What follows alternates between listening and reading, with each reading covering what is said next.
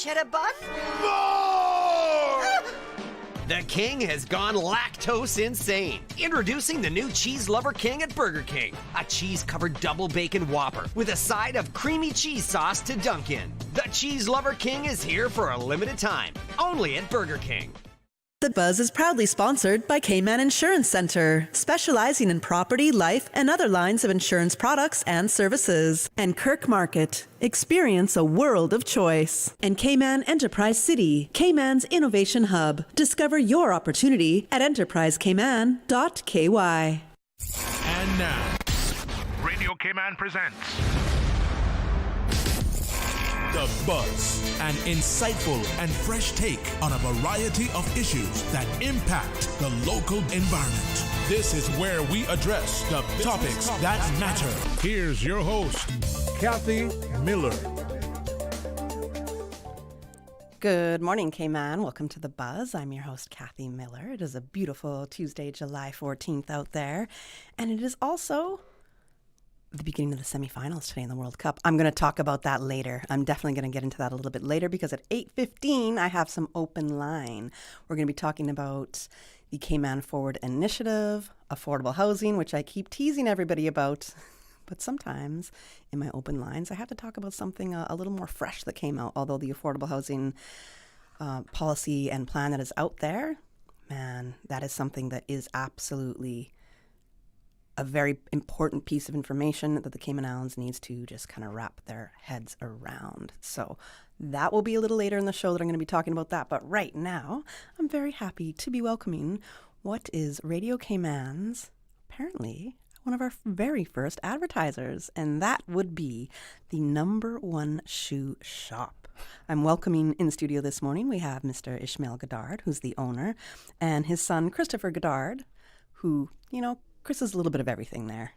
Chris said, I'm not the owner, not the manager, but I do a little bit of everything there. So good morning, gentlemen. Welcome to The Buzz. How are you doing? Good morning, and thanks for having us. No problem at all. It was interesting, Ishmael, when I walked in and you said, well, now I know the voice. and I listen to you sometimes and putting a face to the voice. And I said, well, I always come into the shoe shop, and I didn't know that you were the actual owner. Thanks for your support. I listen to you all the time, but I didn't put the face together. Yeah, that's me. Absolutely. Good morning. Good morning. So 50 years. We're here to talk about your 50-year anniversary, right? Thank you. Congratulations. Thank you very much. How does it feel to achieve that milestone? Well, it's a great feeling, and it's a pleasant surprise. You know, when we opened the shop at night, I won't say when, but when we opened the shop, we never thought it would grow to this magnitude. But we are very happy for the support we've received from the Cayman community. And the shop has done very well, and we're very thankful too. What was your vision back then? So when you opened the shop, clearly there was a gap in the market. You realized Cayman needed a shoe store. But what was your vision then? Because as you said, it became a lot bigger than you initially thought. Yeah. Well, we really wanted to fill a niche that existed at the time. There were about 3 shoe shops on the island. Marin Shoe Shop. Then there was Two Sisters Shoe Shop. And there was an English franchise here called Bata, I think. And then most of the young ladies wanted something nice and something special, which was scarce. So we thought that was our niche to fill. And we got into that. And the girls in the banks and the different offices, they were quite pleased. And they came and tried 1 or 2 pairs out, and they got hooked on it because we had a special item. Yes, because if we're talking heels there, I would have definitely been your customer. Absolutely. That is exactly why I go to the number one shoe shop, is to get my heels there. Good. Thank you very much indeed. Absolutely. Can you paint a picture of what Cayman was like back then, especially with small businesses in the community? Yeah, Cayman, small businesses, many of them are around, but we tend to have reach out to, as I said, a need that was not filled. That was our niche, try to provide fine shoes for the young ladies. And the days, the dress code was totally different from what you see nowadays. You go into the banks nowadays, in the offices, people are more or less dressed down. Sport shoes and flat shoes and things. But in those days, most women especially want to dress up high heel and nice shoes and nice clothes. But things have changed somewhat. That's interesting. And Chris is sitting there nodding as well. And, clearly, Chris, you're from a different generation. That's your dad. But you have noticed that same thing since you've been in this industry. Yeah, absolutely. Things have changed. I remember as a young boy growing up, serving in the store, selling, taking care of the customers, and the men's shoes. Every time someone walks in, you've probed them, asked them what it is they're seeking, and I'm looking for a work shoe. That automatically meant leather, black dress shoes that you would polish. They're working at the bank or an insurance company or something. That was a work shoe. Mm-hmm. Nowadays, a work shoe could be something as casual as sneakers or something a little more fancy. But a lot of people, you can tell that things have become more casual. Work, back in the days for guys, there used to be, maybe long sleeve shirt, tie. That was a norm. Right. Now a lot of people don't wear ties anymore. Long sleeve has gone to short sleeve, and it's again more casual and perhaps more appropriate for the environment. Here in Cayman, which is quite warm, nobody wants to put on a suit jacket or anything. That's true. So it's probably more practical, more comfortable. Right. But at the end of the day, it's definitely more casual than it used to be. I'd have to agree, because if I look back in eras, I think it's around the 30s and 40s, and even the 1950s, like, people dressed impeccably, like going to the store in a suit, and the women in the most beautiful dresses. Yeah. People really took pride in their appearance. Yeah. And yes, we go through 60s and 70s, people are a little bit more free thinking and expressive in how they dressed, and I like that. I think you should be expressive in how you dress. That's my personal opinion. But I also believe that we have lost a lot of that class and that real kind of fashion sense that's out there. And we dress for people to have a certain impression of us, right? So if I'm out there looking disheveled and whatnot, and I'll tell you one thing, the very first thing I look at when I meet somebody for the first time is their shoes. To me, shoes tell you so much about a person, right? True. So with the connection that you have realized that people have with their shoes, this is the same thing. Right. Yeah, you realize this is very important to people. Absolutely. Yesterday I met a guy who was going to a wedding in Miami. So he's looking for a pair of software shoes. I said, when my boss got married, I wanted a nice pair of black shoes to wear with my suit.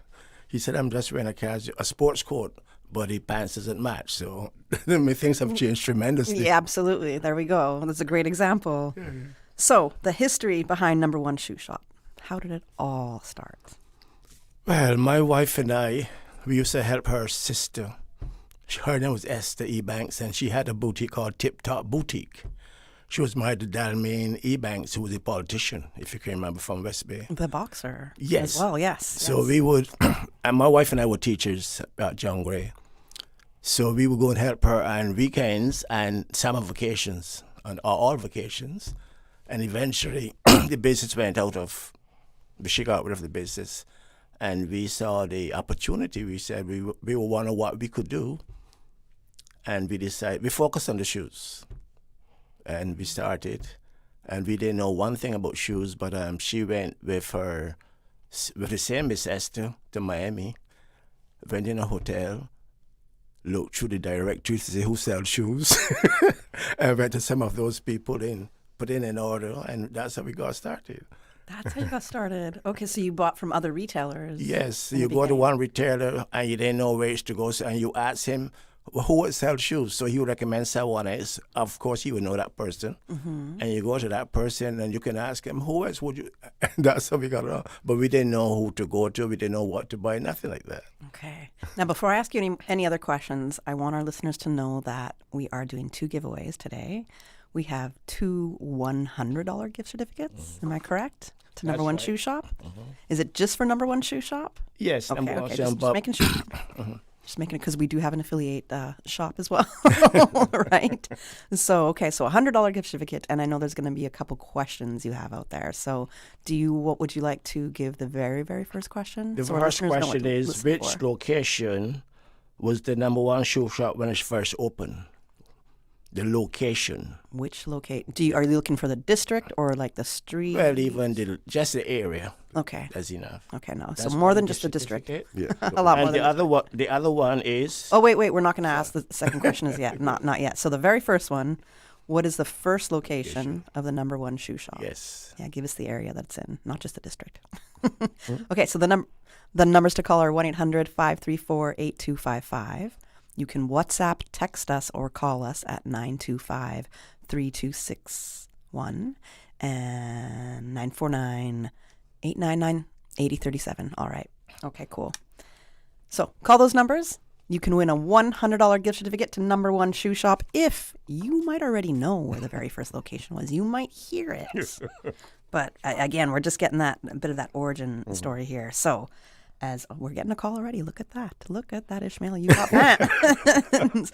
So as you said, your wife used to go into Miami and look for the shoes there and kind of buy them from other retailers. Wholesalers. Yes. Oh, it was through wholesale? Yes. Okay. Okay, I thought it was first through retailers. Okay. No, wholesalers. Okay, wholesalers. And then you brought it back to Cayman And said yes. you went that way. What do you think has been the secret, I guess, to your success for staying open for 50 years?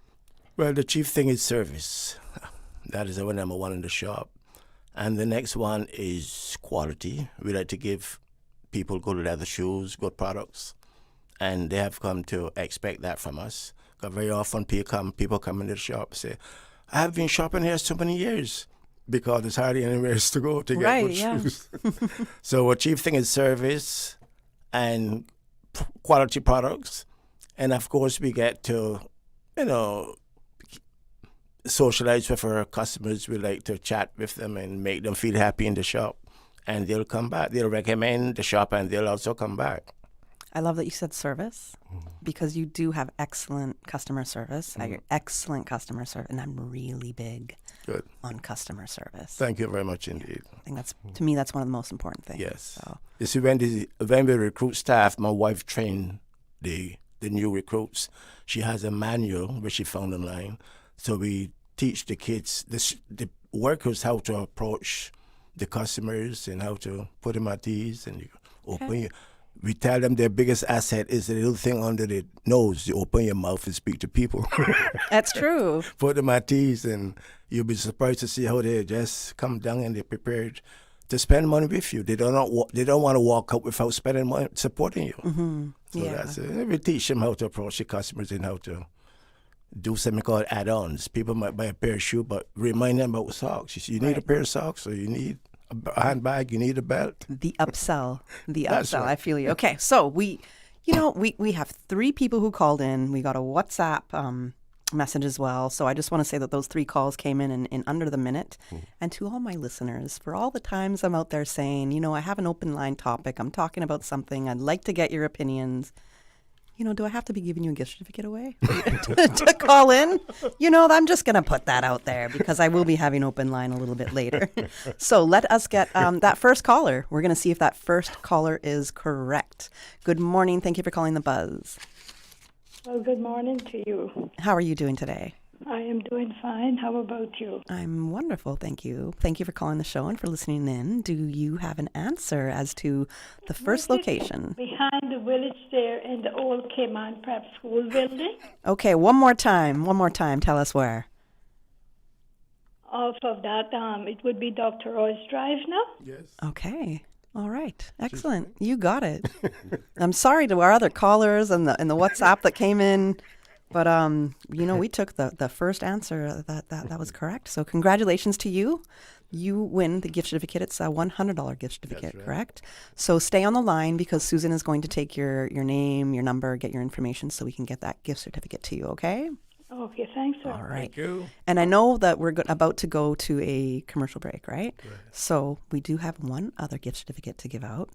I don't think yet I want you to give the question because people were ready right away. We want to call after the break, not to hang on during the break. So we're going to go to a break right away. And when we'll come back, we're going to get into the rest of the story with the number one shoe shop. Okay? I'm Michael Webster. And I'm Denise Brown of Cayman Insurance Center. Family is not the most important thing, it's everything. We have worked with the community and their families on protecting themselves for the future. Whether it's providing top-rated life insurance or protecting your family's household investment. From our family to yours, we understand and we care. I'm Denise Brown. Call me at 814-7229. And I'm Michael Webster at 925-5433. We are Cayman Insurance Center.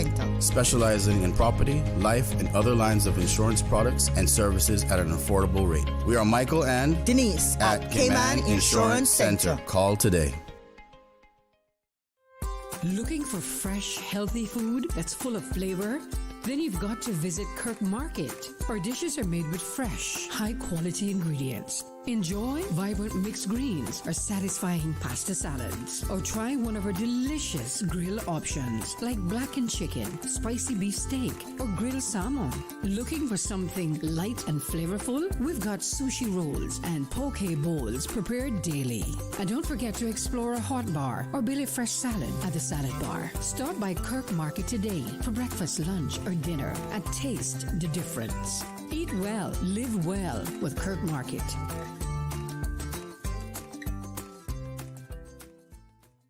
Not sure where you fit in tech? Pathways in Tech by Enterprise Cayman can help you find your route. Whether you're interested in project management, computer support, or network systems, this program helps individuals explore practical, career-focused skills for real opportunities in Cayman's tech and innovation sector. It's beginner-friendly, job-relevant, special economic zone connected, and scholarships are available. Your path in tech starts here. Visit enterprisecayman.ky to apply today.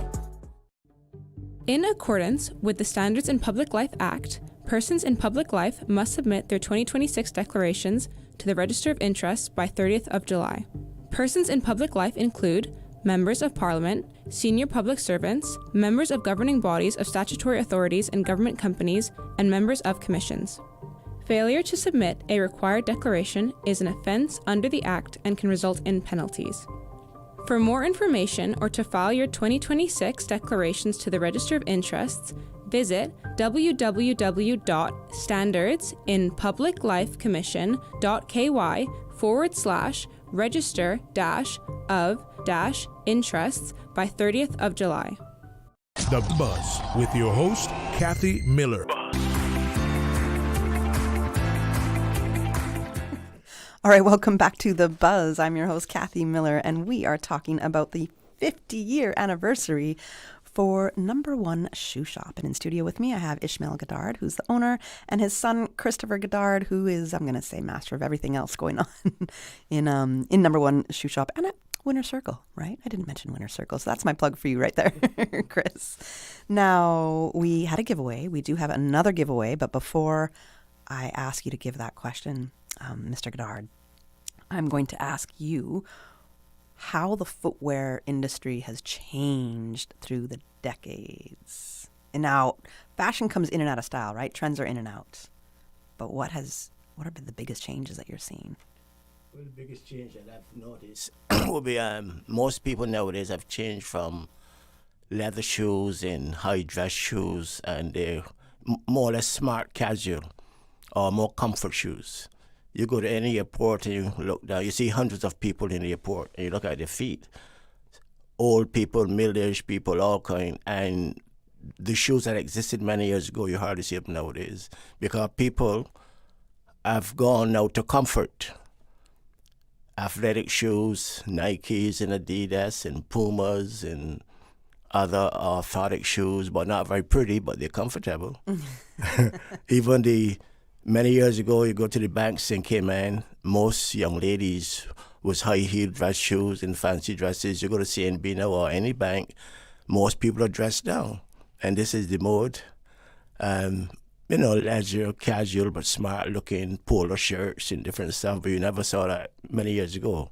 The men went with the ties and probably nice shirts and pants, and the ladies did likewise. But things have changed tremendously.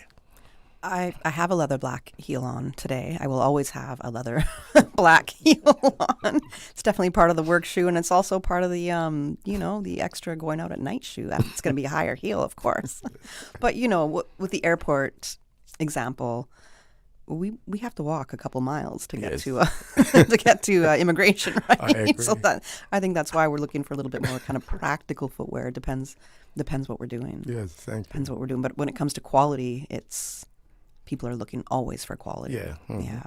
And for you, the materials, I guess, over the years, what for you really stands the test of time? If somebody's looking for something of a very good quality shoe, You need what is good that? leather shoes. Good leather shoes. Good leather shoes are expensive, but they last longer, they look better, and they're more comfortable. Yeah. Some of these synthetic things, they look quite pretty at the beginning, but they don't last.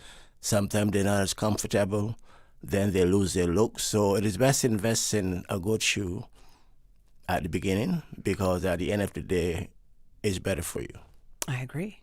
Now, what about for the people that want like a pleather? I don't know if they offer pleather when it comes to shoes, like a fake leather shoe. Well, that's what we call synthetic shoes or man-made material. Well, some people don't want to spend too much money.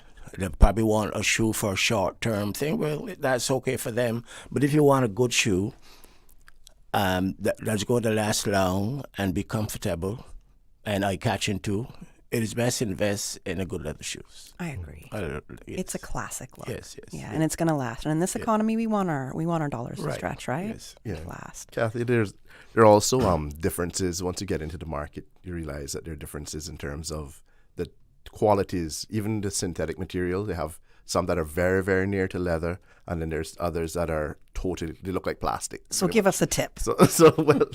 Well, I mean, If I'm looking at a synthetic shoe and one might be a better quality, what kind of a question can I ask as a consumer? Like, which is a better synthetic shoe quality? well, shoe? a lot of times, I would say there's no substitute to trying it on. That's the number one. It has to be comfortable, and it has to have a certain flex to it, a certain feel to it, and of course you want to look at it to see is it something if it touches the side of a table, is it going to scratch? Is it going to score? Is it something that can be maintained? That type of thing. You're looking for longevity. What you want, comfort and quality as well. Yeah. So it and also breathability. Most of the synthetic materials, many of them are not breathable. Unless it's like a mesh type thing, that's different. Right. But leather is breathable. It allows your foot to breathe. And in this environment, that's need that. very important. I think that's one of the biggest concerns, because none of us want to walk around with smelly feet. Right? Absolutely not. Some of us sweat more or have more odor control problems than others. I don't know what it is, but I definitely don't want smelly feet. So it's always my thing is, what am I? I want leather because I know it's good quality, but is that going to make my foot sweat even more? And if it is that a better choice than a synthetic material, which might make my foot sweat but smell?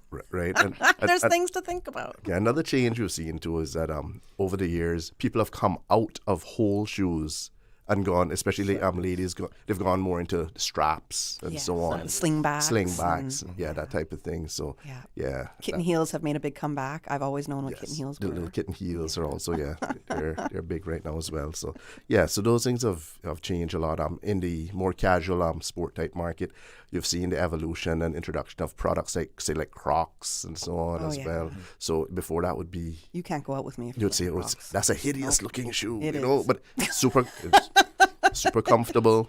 Yes. We carry them at the store and they sell. So are slippers. I know Slippers. they sell, but it's like, I will have an argument about Crocs for the rest of my life. So we won't even go there. Do not wear Crocs around me. Do not go out in Crocs with me. Don't even come to my house in Crocs. That's how I feel very strongly about Crocs. But yeah, they're strangely popular. But yes, different needs, purposes, and styles, I guess, and how we've evolved over the years. So I'm cognizant of the time. I know we have another giveaway. So would you like to ask the question, Ishmael, for our next giveaway? It's another $100 gift certificate to the number one shoe shop. The question? Absolutely. The next question is, the number one shoe shops, we have many different lines, but the question is, name 3 different services which the number one shoe shop offers. We have different products. You can name any 3 that you will find in the shop. Yeah, like product groups or services. Yes. Okay, got you. Product groups or services. Okay, so name 3 of them. Or different items. There are many different items you have in the shop, but which you can find in the shop. I think people are calling before you're even finished. Right, so you can mention at least 3 there, about 6, 7, 8, 9, 10 products we sell. You can mention 3. Okay. Thank you very much. Now, all right, thank you. Now, one of my favorite things is the shoe repair, because I wear my heels constantly, and I know Mr. Banks, when he was in here earlier, said he used to walk down number one shoe shop for ads, and he kind of looked at me, and I was like, you don't think I'm working hard enough? You want me to walk to the store, Mr. Banks, in my 4-inch heels? And he just was like, Mr. Banks. And I was like, all right, sir, I won't be walking there. But I do go there all the time, especially to fix the tips of my heels. Yeah, thanks for your support. I think a lot of people forget that you don't have to buy an entirely brand new shoe. It is possible Get them to repaired. Yeah, absolutely. Entire soles fixed. Yes, and good shoes cost money, so if you can repair it for $25 or $30, and that shoe probably worth $100 or more. Exactly. It absolutely makes sense. So I think, is it David? I forget the name of the gentleman that works. Yeah, David. Yeah. Yes, David, you have saved my shoes plenty of times. Thank you. And thank you for my last minute request that I needed in the next hour. He was there. He was there at least 20 years. And it's super difficult to find a top quality shoe repair technician. All right. And he's one of them. Okay, awesome. Absolutely. Okay. Yeah, and actually we had a customer coming in who came in quite recently, and he mentioned that you guys have contributed to reducing the landfill. I'm like, what do you mean? They said because before number one shoe shop was around, we would have to throw away our shoes when the tips were gone or when they got damaged. But, since you all are here, we can actually replace the sole, we can replace the heels and so on. And I never really thought about it that way, but they're absolutely correct. You don't have to throw away if you can repair. Many years ago, the film, a picture here, Tom Cruise, and his shoes were bad, and we repaired his shoes. Tom Cruise? He didn't come. He sent it from the hotel with one of his men, and David had to fix it for him. So is it true that Tom Cruise wears platforms? We can't disclose that. Okay, all right. But that's pretty cool. You had Tom Cruise as a customer. All right. Now Susan is trying to remind me we do have a caller. Yes. We do have a caller for the question. So let's take that call. Good morning. Thank you for calling the Buzz. Good morning. I'm happy to hear Mr. Ishmael on there. I just hope I can answer the questions correctly. I mean, I've been a customer of theirs for I don't know how many years now. Do you recognize the voice, Ishmael? Not quite. Okay, not quite. Okay, all right. That's all right. It sounds like Melania Trump. And I'm in there all the time. Okay. Oh, I almost feel like I know this voice. Okay, all right. So you probably do, Kathy. But one of their things is the shoe repairs, because I'm constantly going there, whether it's for tips or to just replace a heel. Or another thing they do is they will reinsole your shoes. Like you've had a pair of shoes for a long time, and the inside, I think they call it the insole, it kind of is worn. Well, they can fix the shoes and put a new one in, so it looks like new again, because they've done that for me. Yes, and they've done that for me too. Yes, they've done sportswear. They carry sportswear, and what else can I think of? I can't think what else. Yeah, but one more. So they have sportswear, they have a shoe repair, and a different kind of style. Or product. Many different styles, and because they carry, like bags and okay, you hit it. Bags, and they carry those backpack type things as well. You got it. You are a winner of $100 gift certificate to the number one shoe shop. Thanks so much. No problem. Hang on the line for us. Yes, we're going to get your name. Susan's going to take your name and your details, and we'll get the gift certificate to you. Okay. Thank you, Ms. Kathy. No problem at all. Congratulations. Congratulations, Mr. Ishmael. Thank you very much indeed, and thanks for your support. Now, 50 years. I know there's quite a few more questions I can ask you here, but we only got about a minute and a half. So I want to know if you have a favorite memory in these 50 years of doing business. Anything that's really stood out to you or made you just feel really good? I have two memories. One is once that many years ago, when I had these traveler's checks, a tourist came to the shop and forgot his whole book of checks. And then he came back next 10, 15 minutes, and the checks were right there. And I'm quite sure, I felt good that we were able to give him back, find him. Otherwise, his whole trip on the tour ship would be, would be done. Would ruin. Traveler's checks was like and another cash time back when in a the day. Jamaican customer bought a pair of shoes from us, say a Saturday night, and he was to leave the Sunday morning early to go to Jamaica 7:30, and when he got home, he tried on the shoes, and he had 2 left foot shoes. And he was going away next morning at 7:30. So we were kind enough to get his address somewhere in Peace Bay, and we drove there, and we made we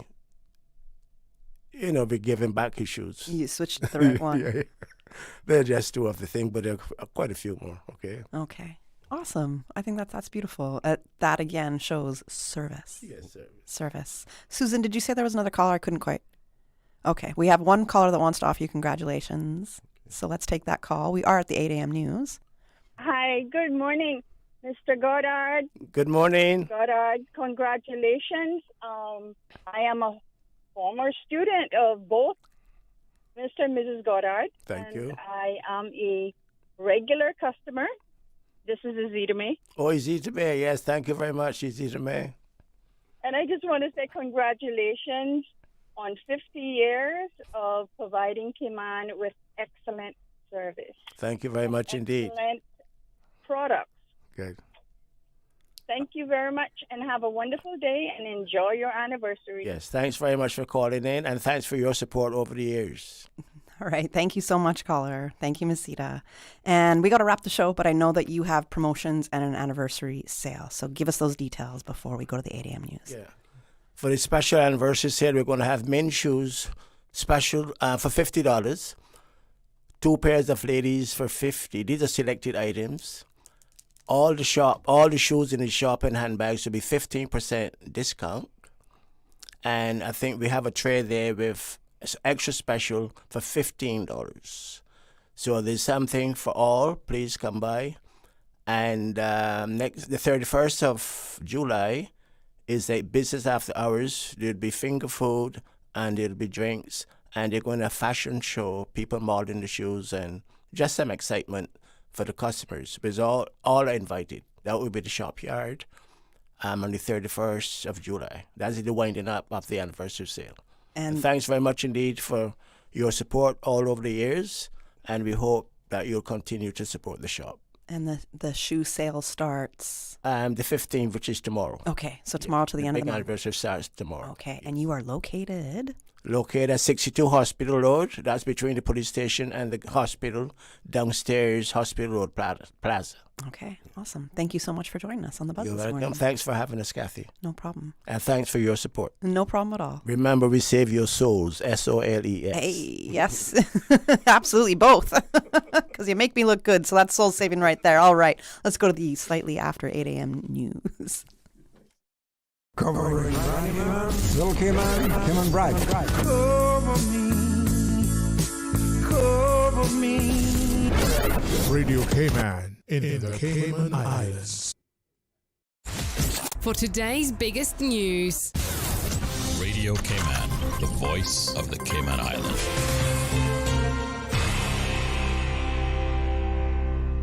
With your latest news, I'm Karsley Fuller. In court, a man accused in a 2025 fatal crash that left cyclist Per Undheim dead heads to court. Anthony Berry pled not guilty on Friday to charges of causing death by dangerous driving, driving under the influence, causing death, and dangerous driving.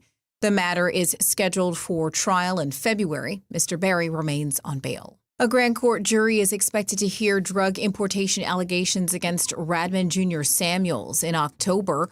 He denies importing ganja and cocaine in connection with the 2024 seizure in Cayman Brac. Authorities reportedly recovered 546 pounds of ganja and more than 9 ounces of cocaine during the operation. And a teen is due in court later this month after being charged with multiple offenses connected to a string of vehicle thefts between February and July. Investigators say stolen vehicles are often dismantled, modified, or used in other criminal offenses, and are asking the public to report any information that may assist in ongoing investigations.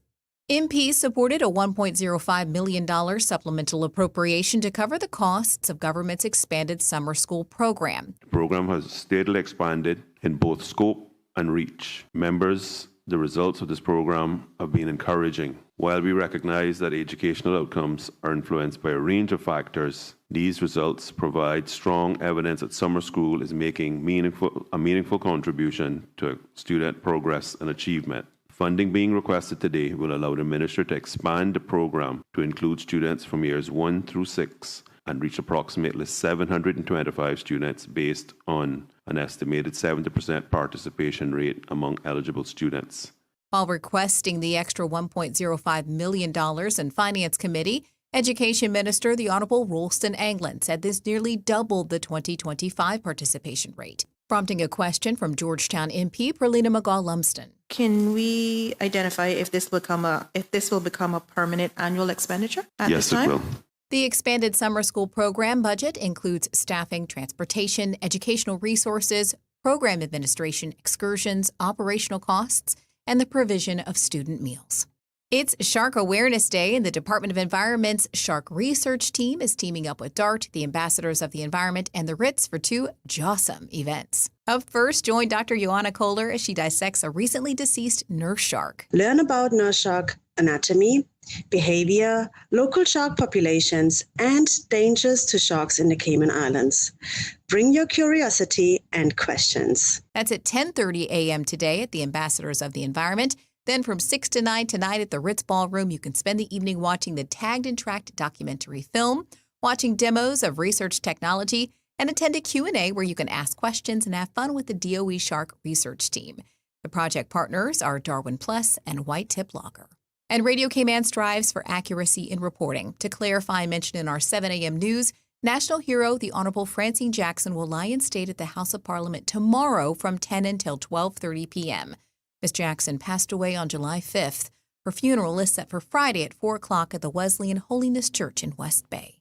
Now with a check of international news, here's the BBC, which takes us out of the newscast. I'm Karsley Fuller. BBC News with Emily Thomas. Iranian state media says US missiles have struck the port cities of Bushehr and Bandar Abbas and other targets as Iran and the United States battle for control of the Strait of Hormuz. Shipping data shows traffic has slowed to a 2-month low. Oil prices have risen. The benchmark Brent crude is up over 5%.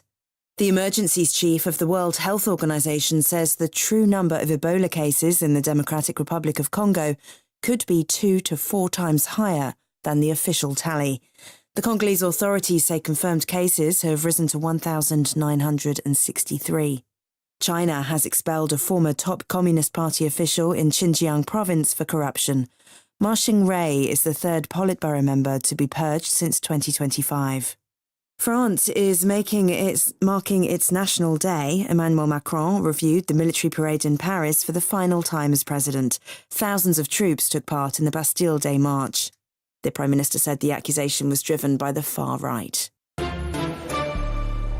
Stay in touch with Radio Cayman with the latest up-to-date, accurate news and information. For your convenience, the headline news will be repeated on our sister station, Breeze 105.3 FM, weekdays at 8:30 a.m. Follow Radio Cayman on social media, Facebook, Instagram, Twitter, or download the Radio Cayman app in the App Store or log on to www.radiocayman.gov.ky and stay connected to what's happening in the community. Radio Cayman, your voice, your choice, your radio. Craving something bold, juicy, and packed with flavor? Introducing KFC's new crispy barbecue sandwich served on a soft, buttery brioche bun. That's 100% KFC premium chicken breast, perfectly crispy, deliciously smoky with crispy onions, cheddar cheese, and barbecue sauce. Just the right amount of messy in the best way possible. Stacked with layers of bold KFC flavor, this sandwich is your new obsession. But hurry, it's only at KFC for a limited time. So what are you waiting for? Get yours today at any of the 3 KFC locations on island. KFC, finger licking good, just got bolder. For the Health of It, heard on Wednesdays at 7 p.m. and repeated on Saturdays at 9:30 a.m. Brought to you by UHealth International, University of Miami Health System. International patients go to UHealth International for consultations with renowned physicians, advanced treatment technologies, leading-edge medical therapies, and state-of-the-art surgical procedures. Whatever your particular reason for going to UHealth International, you will receive customized medical care delivered within a compassionate, multicultural setting. The care you need when you need it. The 8 a.m. weather update. brought to you by CG Britcay, where people come first. Good morning. Let's take a look at the latest weather report. Current temperature is 86 degrees. Relative humidity is 87%. The barometric pressure 1016.4 millibars. The wind is out of the east at 9 knots. Synopsis indicate residual moisture left behind from a recently passed tropical wave will linger over the Western Caribbean during the next few days. As an upper-level low gradually moves towards the Yucatan, atmospheric conditions are expected to become more favorable, enhancing the available moisture and supporting the development of a few scattered showers across or near the Cayman area. Meanwhile, Saharan dust will continue to persist over the northwestern Caribbean as it circulates around the area of a high-pressure system dominating the region. Radar imagery show widely scattered showers and isolated thunderstorms in and around the Cayman area, moving towards the west-southwest. Another forecast for today, calling for cloudy skies with hazy conditions with a 40% chance of showers and some thunder, and temperatures today will be in the low 90s with a heat index near 109 degrees Fahrenheit. Your winds will be east to northeast at 10 to 15 knots with higher gusts, especially across Cayman Brac and Little Cayman, and seas will be moderate with wave heights of 3 to 5 feet. Forecast for tonight calling for cloudy skies and hazy conditions with a 40% chance of showers and some thunder, and showers will be locally heavy at times, and temperatures falling near the low 80s tonight. Your winds will be easterly at 10 to 15 knots with higher gusts in and around showers, and seas will be moderate with wave heights of 3 to 5 feet for tonight as well. Today's high tide will occur this morning at 6 minutes past 9, with a low tide again this afternoon at 3:30 and a high tide at 10:13 tonight. The sun will set this evening at 5 minutes past 7 and will rise tomorrow morning at 5:57. And the outlook is calling for an improvement in weather conditions from late Wednesday as the available moisture continues to migrate west of the area, and a moderate to locally thick concentration of Saharan dust will move into the Western Caribbean. Moderate to occasionally rough marine conditions are likely to begin from late Wednesday as the pressure gradient increases over the region, with a small craft advisory to be issued thereafter. A dust alert is likely to be issued by Wednesday. And that's the very latest on your weather report.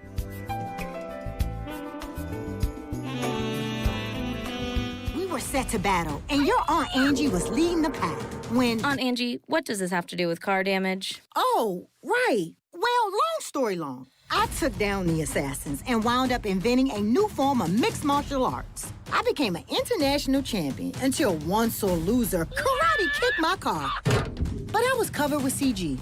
Covered for malicious damage and more. CG Britcay. Good like that. All benefits are subject to policy provisions, including eligibility at the time of service. The 8 a.m. weather update brought to you by CG Britcay, where people come first. Water Authority Cayman wants to hear from you. Complete our quick, anonymous customer survey online and enter for a chance to win a $500 Water Authority Cayman gift certificate. To get started, visit waterauthority.ky or see your June billing statement for a link to the survey. It takes only 5 minutes. The survey closes July 22nd. Your feedback helps to shape the future of water and wastewater services. Have your say today at waterauthority.ky. Sports. Stay up to date on your sports news with Radio Cayman Monday through Friday at 7 a.m., 6 p.m., and 10 p.m. It's all about sports. The traffic report is brought to you by Subway. Enjoy a delicious start to your day with breakfast from Subway.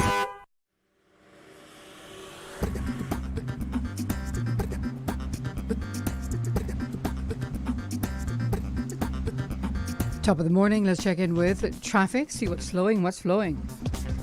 Shamrock Road flowing pretty good, coming from the east, further up and further down. A little steadier traffic as you approach the Linford Pearson Highway. Slight delays expected, but nothing to worry about too much.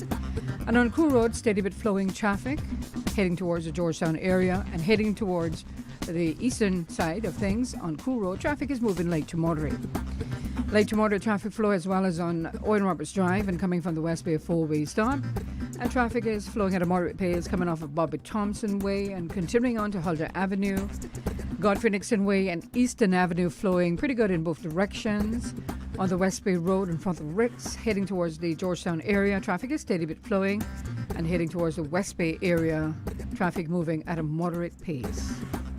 If you've seen accidents, let us know by calling us at 949-6990. Godfrey Nixon Way and Eastern Avenue flowing pretty good in both directions. And coming off of the Esther Tibbetts Highway, traffic is moving at a moderate pace as well. And continuing on to the Industrial Park area.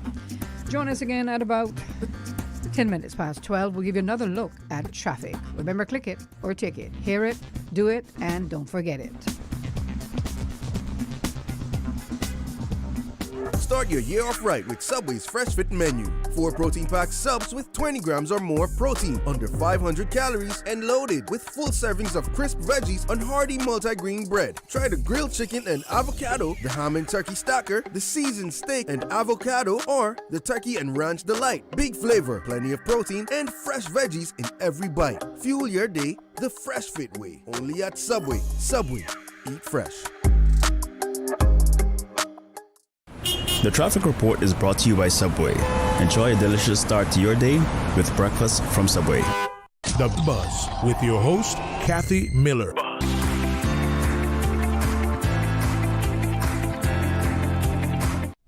Good morning. Welcome back to The Buzz. I'm your host, Kathy Miller. If you are just joining me this morning, welcome to the show. Thank you to our earlier guests, which was Ishmael Goddard and Chris Goddard. They are from the number one shoe shop, and they are celebrating 50 years of being open and serving the Cayman Islands.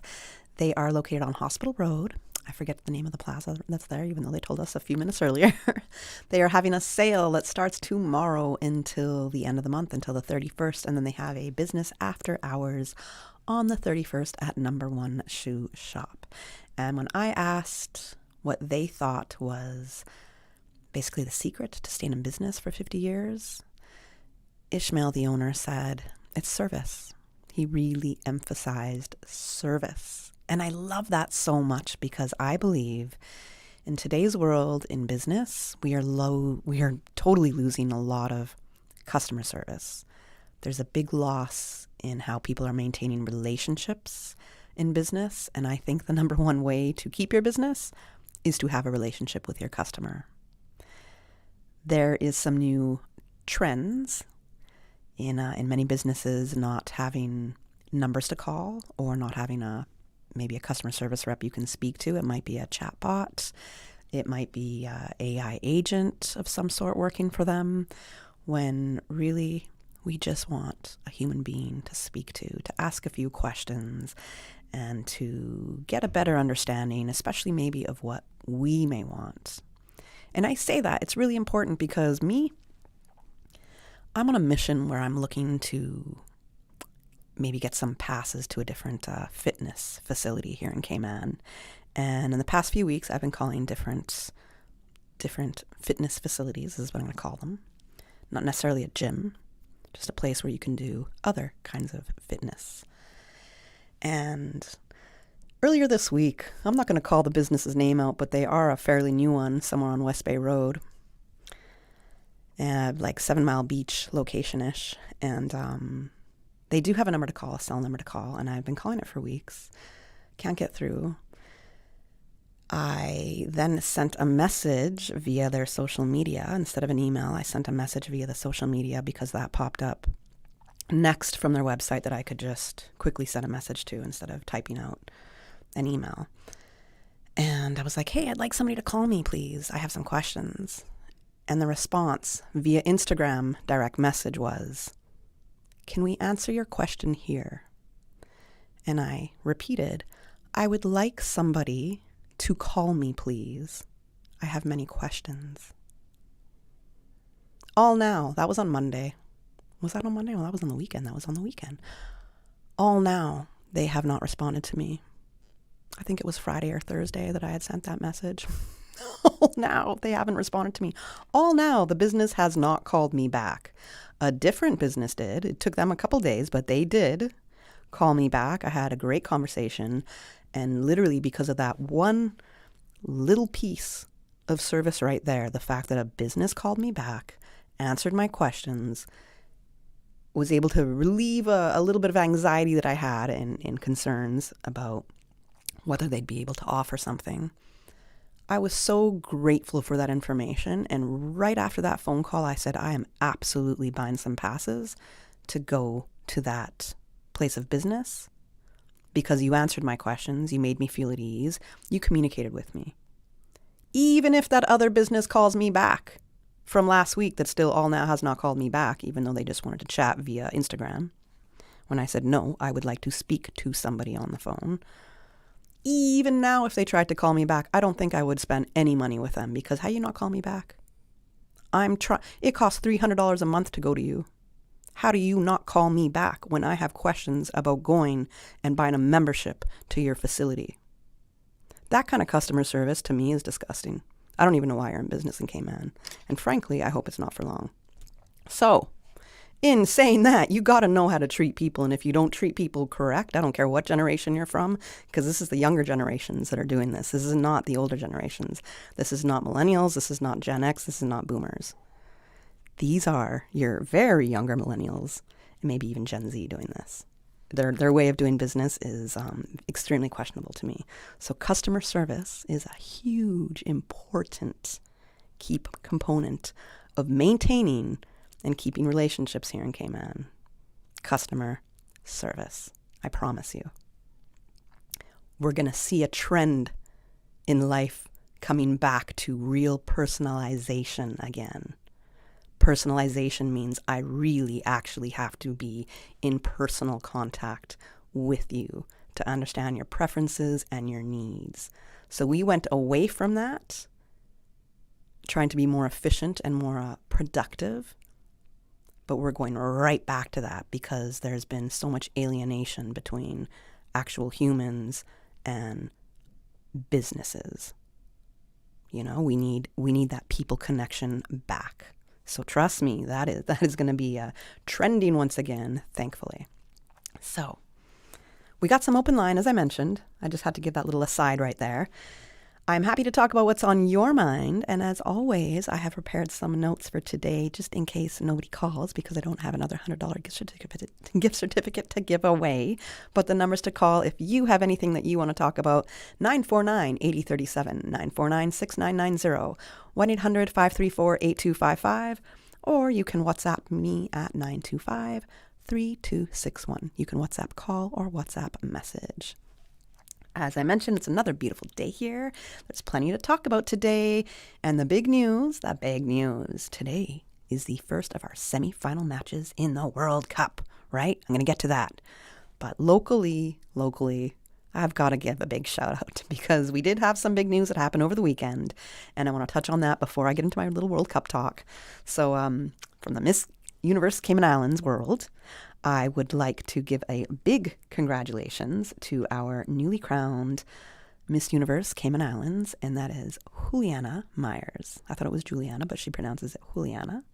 Juliana Myers. She represents West Bay and was sponsored by the Lobster Pot, and she was crowned on the weekend, and I guess, we'll see what this newly crowned Miss Universe Cayman does for the country and how she serves as an ambassador for the Cayman Islands over the next year, and we wish her all the luck. Also to Tamika Cox, who was the first runner-up, and Marlena Williams, who was the second runner-up. Well done, ladies. So a little bit about, I want to see, actually, did you go to the pageant? There's been a lot of talk about the pageant lately. There really has. If you don't know, I'm just going to point you to Marl Road because there's been a lot of information there that has been shared that was a little bit curious to me. I would love to know, but we'll see if we ever get them back on the buzz. Actually, it's interesting. I haven't really had Miss Universe on the buzz in the past year, so that's an interesting thing to me. Especially since I've always been interested and I used to always go to the pageant and have great interviews with the girls. But anyways, in saying that, I would like to know, if you went to the pageant, what was it like? I haven't been in a couple years because really the pageant got to run in about 5 hours and I can't for 5 or 6 contestants. Why are we running 5 hours? I can't do that. So find me when it's back down to 2 hours, and I'd love to attend again. But until then, I guess we're going to have to hear from the Miss Universe Cayman Islands when they're coming into Radio Cayman. And I'm sure they're going to be booking time on Talk Today as well, if not the Buzz. So I would love to hear from them, but that's on their plate to figure out. It would be nice to know what's going to happen in this next year. And I say that for a very purposeful reason. So let me turn to my World Cup talk now. You know that it is my extremely biased outlook of the quarterfinal games that we had this past weekend. So today we begin with the semifinals, and the final 4 teams are remaining. Today is a big day. We have France and Spain at, I want to say 2 p.m. I don't have the exact time. Sorry, guys. Tomorrow we see Argentina take on England, and you are hearing it here for the very first time in my life that I might say that I actually want England to win. Yeah, that's right. Susan's looking at me through the window like, what? It is true. If it's Argentina versus England, I might have to pick England. And I say that because, both teams aren't my teams, but now the way I'm going to judge it is Jude Bellingham is a really great player and he's really cute. I think he's the cutest one out there that's left on the team, so that's why I'm going to say go England. Harry Kane, as much as I did not want to give Harry Kane any love in this tournament at all, he's been playing phenomenally. So, England wants it home. I don't know if it's going to happen, but I would say I want England to beat Argentina. I know all my coworkers are going to say, oh my gosh, Kathy, really? We're an Argentinian team here in Radio Cayman. I don't agree. But today, with France and Spain, who you got? I have no skin in the game. Doesn't matter to me. It's going to be a choice of, which country do I like better. So, again, very biased opinion there. It would be nice to see Spain go through because they haven't gone through to a final in a while. It'd be nice to shake up. I don't think any of us want to see France and Argentina again. I think we're feeling a little fixed when it comes to World Cup in that sense. So, let me know. What is your prediction? Who do you think is going to be in the finals? So that's a hard one for me, but we don't have to wait much longer to see because the finals are going to be this Sunday, I believe it is. So we'll get to finding out who's going to be there. At least today, we're going to find out which team is going to go to the finals. If it's going to be France or is it going to be Spain? We're going to find that today, and then tomorrow we're going to see which is the other team. Now, one of the more significant announcements made last week that didn't get a whole lot of buzz, so here we are talking about it, is the expansion of the My EID program. On July 8th, it was announced in a press release that as of this month, My EID eligibility has now been extended to all Caymanians, civil servants, permanent residents, and eligible dependents. It's another step in what's intended to become a national digital identity system. There's still a lot of grumbling about the digital ID program, just as much as there is a lot of support behind it. And I'm still on the fence. I have not gotten my digital ID. I definitely need my arm twisted. And I do think we need to have an in-depth discussion about it to help alleviate the fears and suspicions that some residents, like me, have over a digital identification system. But it's here. And it looks like it is here to stay. In their press release, government said that the digital identification will, quote, serve as the foundation for future digital government services, helping to modernize how residents interact with both government and participating organizations. The idea behind My EID is that eventually your identity becomes securely verified once allowing you to access more government services digitally. From a business perspective, that's important, and that's something that is happening all over the world. Countries are moving toward secure digital identities because they reduce paperwork, improve security, and make public services more efficient so they can spend more time working on their actual business. Now, of course, any discussion about digital identity raises questions too. People naturally ask, how secure is my information? Who has access? How is my privacy protected? How is my information going to be used? Those are fair questions, and they should continue to be asked as the program grows. And from my limited understanding, you can actually choose what information to include in your EID. I don't know if that is 100% accurate, but from a previous guest that did get their digital ID, they had indicated that yes, this is the case. Now, I'd love to hear from listeners this morning when it comes to My EID. Have you signed up for My EID? Would you be comfortable using one digital ID for most government services, or do you still prefer doing things a traditional way? And I have, as of yesterday when I was writing this part out, I said, you know what? I keep talking about the My EID, and I need to reach out to the ministry to say we need to have a more in-depth discussion about it. So I'm on it. I made my contact yesterday, and I'm going to bring you a fuller discussion about it because, yes, we want to alleviate some of the fears and suspicions that I have and also understand why it's considered a really, really good thing to have. Okay, we're going to take a quick break right now, and then we do have a caller. So hang out with us, caller. Just wait till the break passes, and I'll be right back with you. We'll be right back on the buzz in just a couple.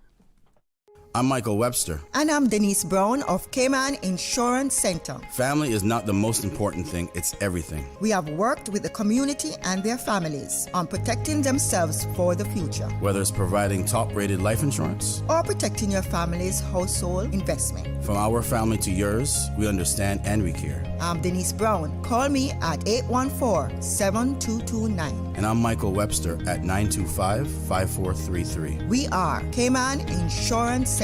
Specializing in property, life, and other lines of insurance products and services at an affordable rate. We are Michael and Denise at Cayman Insurance Center. Call today. Looking for fresh, healthy food that's full of flavor? Then you've got to visit Kirk Market. Our dishes are made with fresh, high-quality ingredients. Enjoy vibrant mixed greens or satisfying pasta salads. Or try one of our delicious grill options like blackened chicken, spicy beef steak, or grilled salmon. Looking for something light and flavorful? We've got sushi rolls and poke bowls prepared daily. And don't forget to explore a hot bar or Billy Fresh salad at the salad bar. Stop by Kirk Market today for breakfast, lunch, or dinner and taste the difference. Eat well, live well with Kirk Market.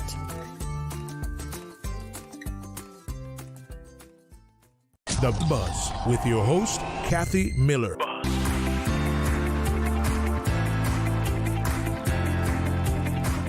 Good morning. Welcome back to The Buzz. I'm your host, Kathy Miller, and we have some open line right now on the show, I think until the end of the show. So we'll see how that goes. But I believe right now we do have a caller, and let us take that call. Good morning. Thank you for calling The Buzz. Good morning, Kathy. How are you today? I'm fabulous. How are you doing? Nice to hear from you. Well, yeah, it's good to call in. I think a few shows ago, did you talk about the issue of driver's licenses and the distinction between locals and foreign people? Did you talk about that a little bit?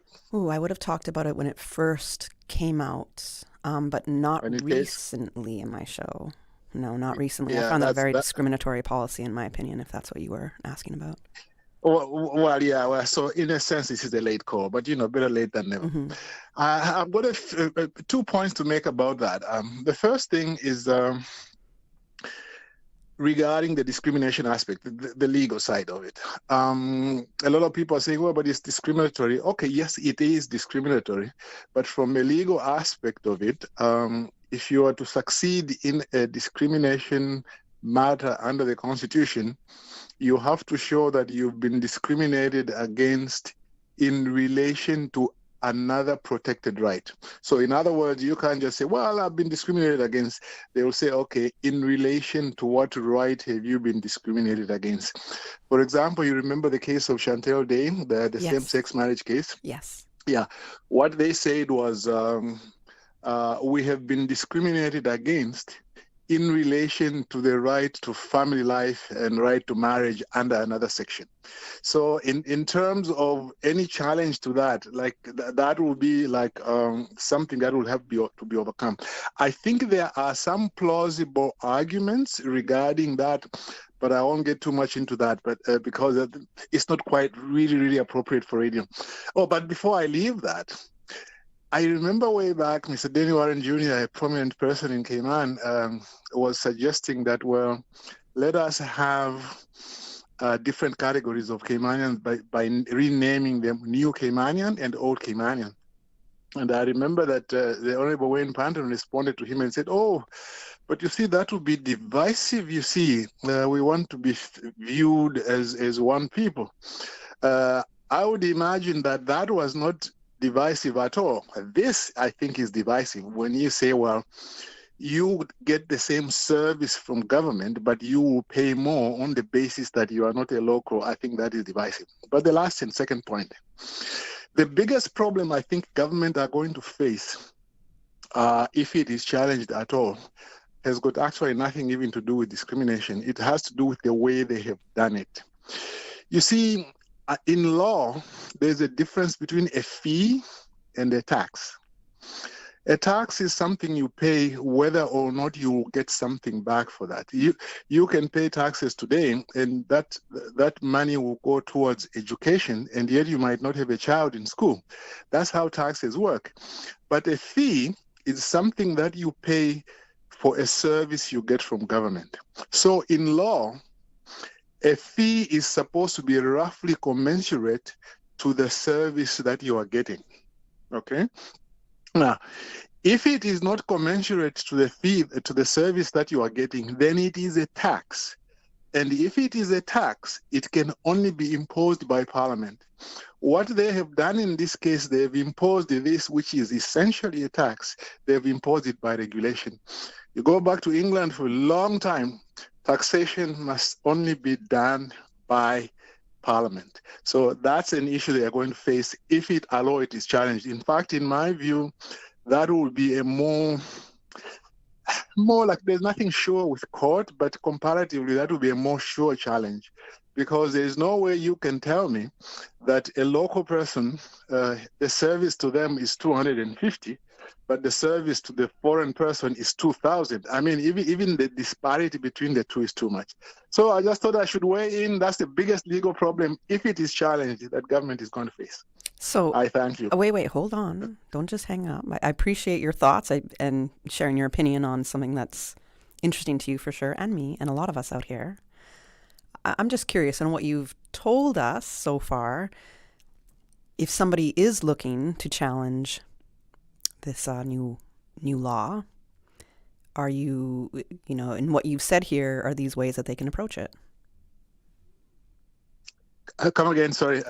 In what you've said, if somebody is looking to challenge this new law, in what you just suggested in your comments, is this a way that they can approach challenging this new law? Yes, that's the way they can approach challenging it, and they will be on very strong ground. This is something I dealt with in a professional capacity many years ago. We had to deal with a similar issue, and basically we found many cases from different countries in the Commonwealth where it is said that when you charge a fee, the fee must be commensurate to the service being provided. Otherwise, it's a tax, in which case it has to be charged by government. Just to add a little bit by Parliament, in an act of Parliament. You see, there's something else I was going to mention. Yeah. You see, the regulations are made under a section of the traffic law which says something like Governor and Cabinet may charge fees, or rather, Governor and Cabinet may make regulations for the regulation of better carrying out the effect of this act, and it may charge fees and prescribe forms, prescribe procedures. So since the enabling power says may charge fees, it has to be a fee. It can't be a tax. I mean, to be frank with you, Kathy, this is an almost open and shut case, almost open and shut if it is challenged on the basis that it is a tax. Okay. Because there's no way government is going to come out and say the same service which is being given to a Caymanian is worth $250 to a Caymanian, but is worth $2,000 to a foreigner. I just don't think that will fly. But that's the legal opinion about that. And my final legal information. My final question to you is, as you said, you've worked on many cases that are very, very similar to this in the Commonwealth. Yes. What has the outcome been like in the majority of those cases? Well, in those cases, the court said no. This is a tax. In fact, what they debated more was not so much the concept, it was the amount. Like, there were cases where, like, most of them were not like this kind of discriminatory case. It was simply they just got out there and they said, well, you are going to pay X for this service. And then they got experts to look at it to say, is that amount really commensurate to the service being provided? They found in a lot of cases that no, there's no way an application for a fee is going to be $5,000. This is probably about $250. And they said on that basis alone, you are charging a tax. Go to Parliament, get Parliament to be able to do it. Otherwise, it's unconstitutional. Okay. It's a pity I'm not in practice. I would have taken this up, and I would have gone to court very, very confidently. Okay, well, hey, I mean, you're giving people some ideas here. I'm sure there's quite a few people that have this spinning in their mind, whether they want to challenge this law or not. So, yeah. Thank you for your contributions this morning. I appreciate it. Thank you. Thanks. And for being a listener. All right. Have a great day. All right. Very interesting commentary coming in from one of our listeners, and who just called in to share something that was on his mind that he thought that I had spoken about before. It might have been a conversation on For the Record or Talk today, but I know that I recently haven't touched on that because it was just such a mess what was going on. We were like, do they even know what's going on yet? What's going on? So anyways, moving from that, I'm going to talk about workplace safety culture, because often in business, we know that it is profits over people. That's right, profits over people. We're not in business for people, we're in business to make money, right? That's capitalism, as far as my definition of it. Way too often, and many of us have experienced it, workplaces care only for the end result of achieving the goal, whatever that might be, and they don't really care on who they may have stomped on or what they may have stomped on along the way to get there. At least that's kind of how it's been traditionally, but thankfully we are now seeing a shift in how organizations think about and care for their employees. I can safely say that we do see a shift in that with the civil service. I know the civil service has done so many different initiatives, thinking about the wellness programs, the wellness days that we have, now that they're going to have a wellness holiday. So the civil service is also working on improving workplace culture and caring more about their people than just the end product, right? We do have a very long way to go, and that's okay. Change does not happen overnight. So one place that is actively seeking feedback on the culture of their workplace is the Department of Environmental Health Solid Waste Facility. The Department of Environmental Health Solid Waste Facility falls under the Ministry of Health, Environment and Sustainability, and the department recently completed their first on-site health, safety, and environment culture survey. Some of you might be thinking, what's the big deal with that? But they don't really check in on workplace culture. Now, the survey wasn't checking on whether proper procedures are being followed, but rather something a lot more intangible, something that's a lot harder to measure, but it has weight-bearing impact. Questions like, what is the culture inside the workplace? How safe do employees actually feel? Do they feel comfortable speaking up? Do they believe management listens? What are the risks? What improvements do employees think themselves are needed? So 55 staff members participated in the survey forms part of government's broader effort to strengthen workplace safety using international health and safety management principles. The minister said that before leading change, government first has to understand where the risks and weaknesses actually exist. And I would have to agree on that, but my big question here is, are you ready to act on what that survey really tells you? to really act on it. And I hope so. Because the thing is, workplace culture, it does affect everything. And I think we all know the saying, if a flower doesn't bloom, you fix the environment in which it grows, not the flower. That simply means that people will flourish under the right conditions. So what are those conditions that we are giving people? Good workplace culture isn't just about keeping employees happy. It improves productivity. It reduces staff turnover. It lowers sick days or leaves. So while this survey focused on one government department, I think the conversation is much broader and should absolutely be taken to the private sector. So it's a question every business should ask: what makes a great workplace? Is it salary? Is it the benefits? Is it flex time? Is it leadership? Is it the right tools? Or is it creating an environment where people genuinely feel valued and safe enough to speak up? Or is it all of those? It's a conversation I think everyone can relate to. And to go back to the survey, it would be interesting to see the results and insights gleaned from it. So I wonder if any of that will be made public by the Ministry of Health, Environment and Sustainability. So we'll see. We do have a caller as well. I think let's take the call right now. And then let's take the call right now, and then we'll take a commercial break. So caller, good morning. Welcome to the Buzz. Hello, good morning, Ms. Cathy. How are you? Rambo speaking. Good. Where you been, my friend? It's been a long time. I haven't heard from you. I'm here. I was in talk. Always in talk. Always. Okay. Always. All right. My contribution today, right? I know you're going to the break now. It's all right. The hour. It's okay. My contribution. Okay. My contribution today, right? Early on, the first caller talking about the tax, right? Mm-hmm.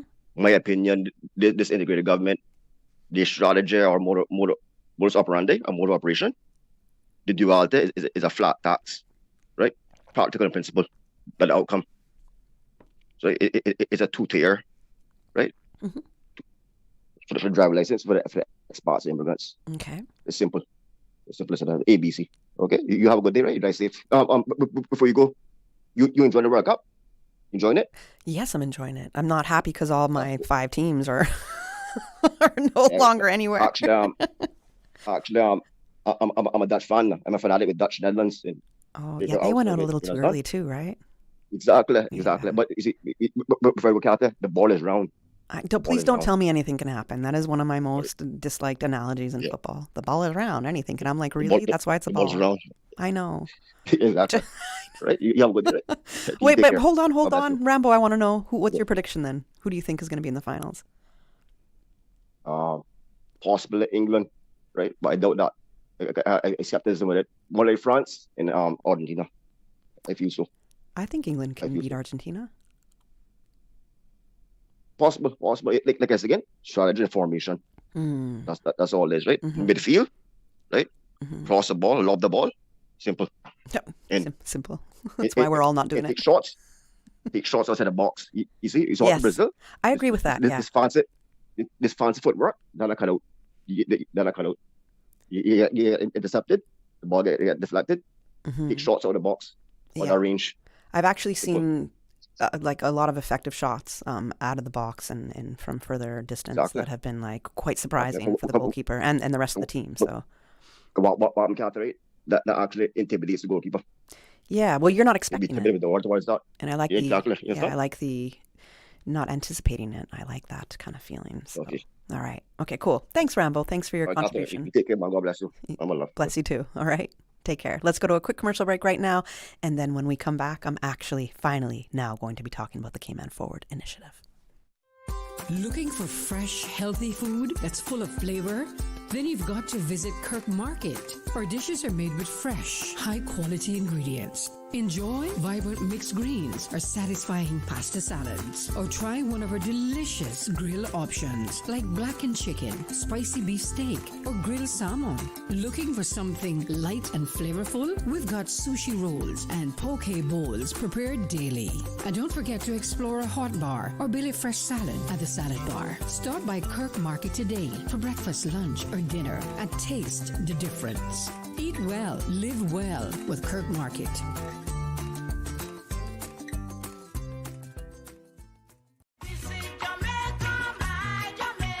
Jay and Money and Appleton presents the Jamaica Independence Celebrations on Friday, July 31 at Compass Green with an all-day food fest. Come out for breakfast, lunch, and dinner and enjoy your favorite Jamaican dishes. The nighttime concert features Jamaica's #1 comedian, Dufton Duffy Shepherd, local rising star singer Shay, and all the local dancers and performers, and the Kids Talent Contest. Admission is absolutely free with lots of prizes and giveaways. See you at the Compass Green on July 31 for Jamaica Independence Celebrations. Sponsored by Popeyes, Best Dress, Water, Excelsior Biscuits, Maggie, Suppligen, Grace Foods, Wellies, Rodney's Car Rental, White Construction, General Automotive Services, iCool Air Conditioning, Radio K-Man, and Breeze FM.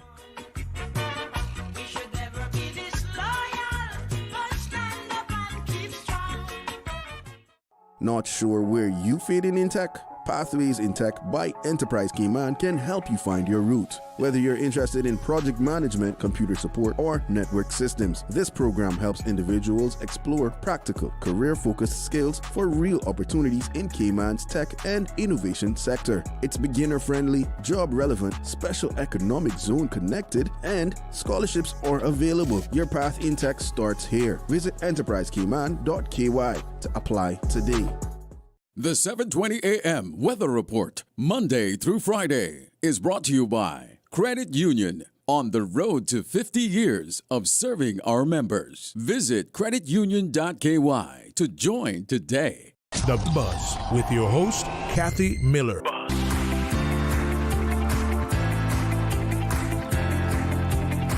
Welcome back to The Buzz. I'm your host, Kathy Miller, and on this segment of the show, I am finally getting to Cayman Forward, the initiative that was announced last Friday by government in a press briefing.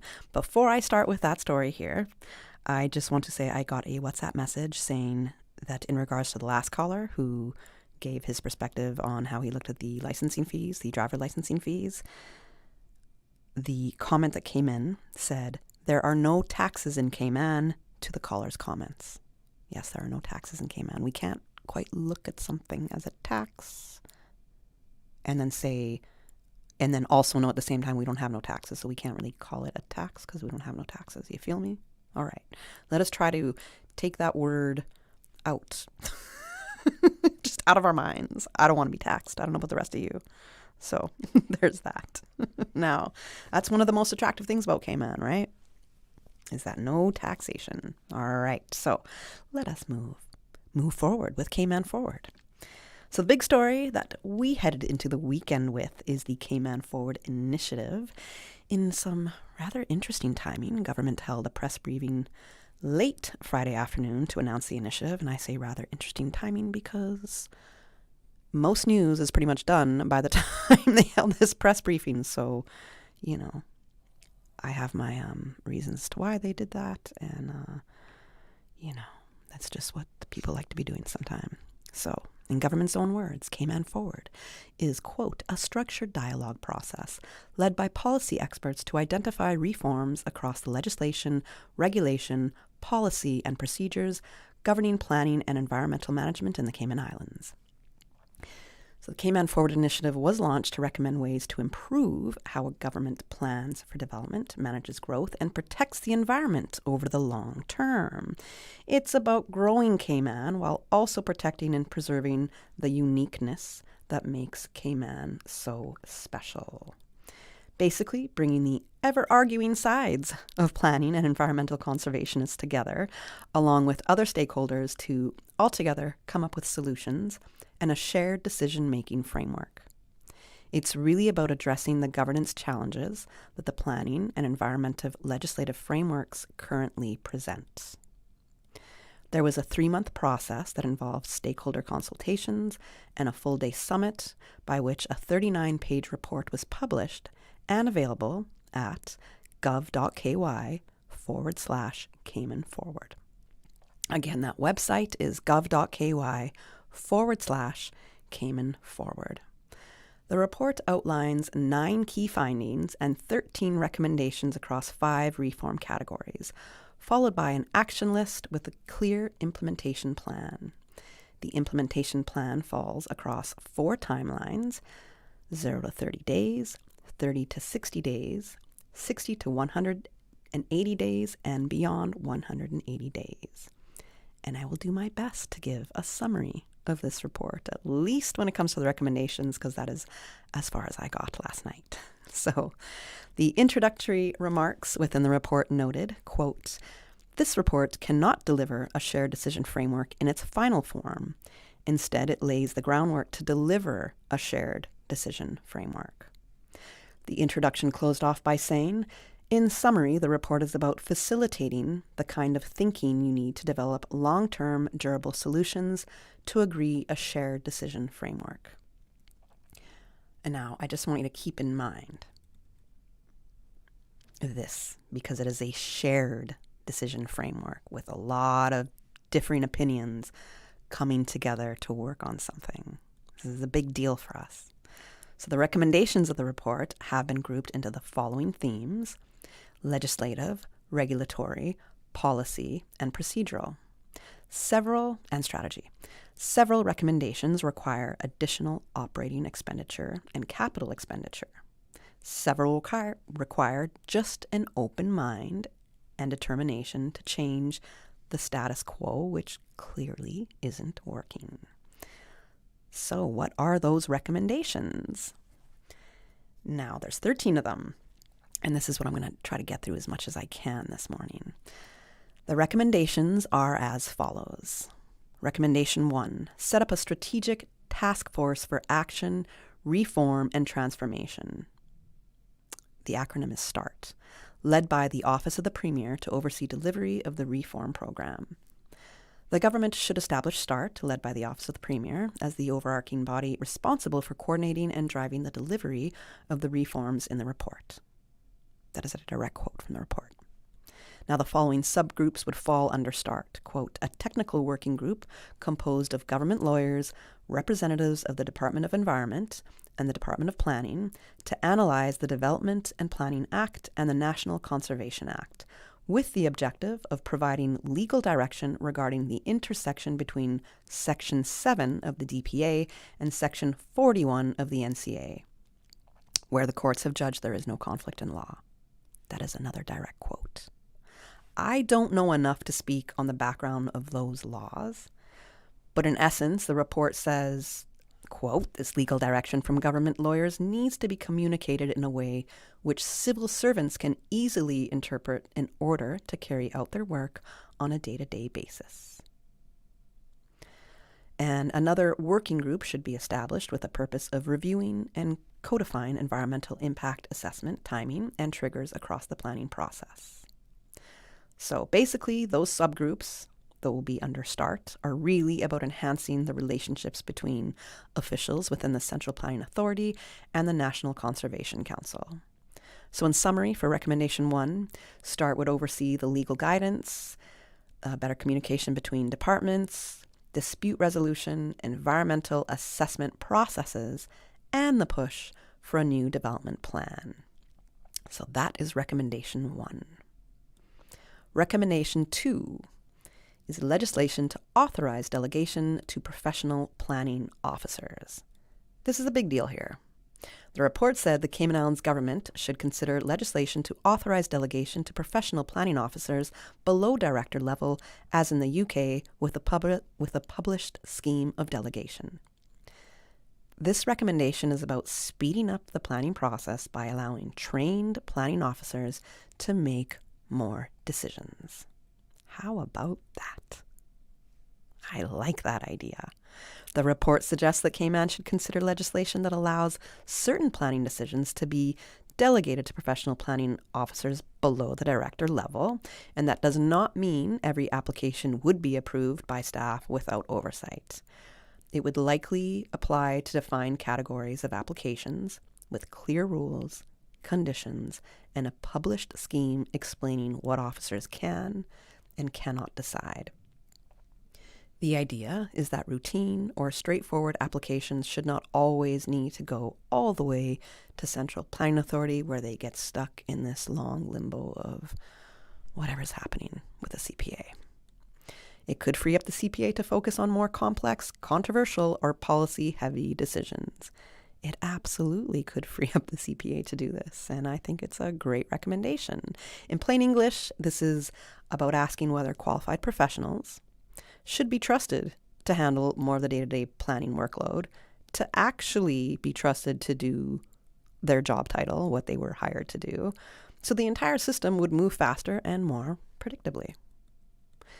We have a recommendation number 3, and I'm like, should I give that to you right now?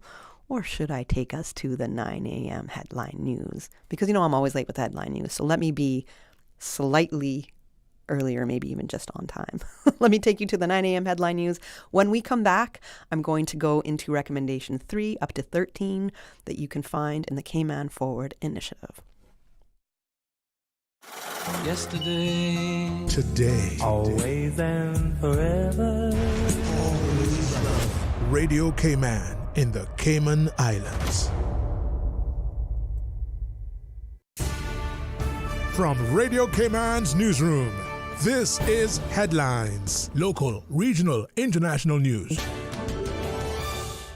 The headline news is brought to you by Kirk Market and Health Services Authority. A man accused in a 2025 fatal crash that left cyclist Per Undheim dead heads to court. Anthony Berry pled not guilty on Friday to charges of causing death by dangerous driving and driving under the influence. The matter is scheduled for trial in February. Mr. Berry remains on bail. In international news, explosions have been heard near 2 Iranian port cities. It comes after another night of strikes between the U.S. and Iran, with Iran's Islamic Revolutionary Guards saying it hit 2 UAE tankers in the Strait of Hormuz and targeted U.S. facilities in Jordan and Bahrain. The UAE called the attack, quote, brazen, adding that an Indian crew member was killed and 8 others injured. Meanwhile, the U.S. military says it has completed strikes on targets aimed at degrading, quote, Iran's ability to attack commercial shipping. Iranian state media reports 3 people were killed.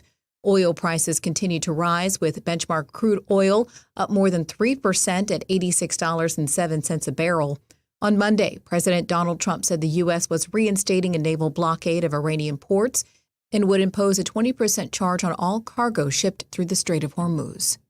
Those are your headlines. I'm Karsley Fuller.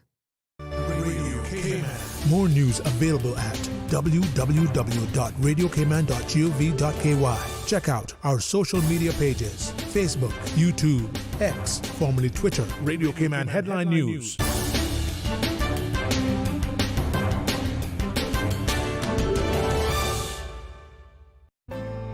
Your Cayman Islands Health Services Authority has been the national healthcare provider of the Cayman Islands for many generations. We have elevated our level of care to ensure you, our patients, have the best possible experience. We offer better access to care close to home with the most locations on all 3 islands, delivering a full range of primary, secondary, tertiary, and emergency care. HSA is a JCI accredited organization, and we are committed to caring for you. Looking for fresh, healthy food that's full of flavor?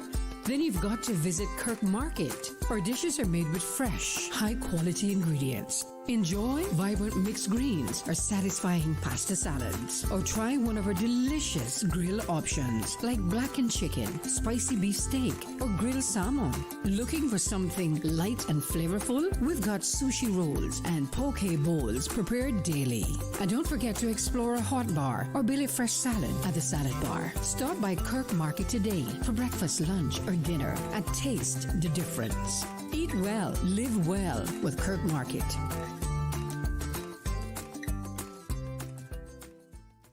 The Buzz with your host, Kathy Miller.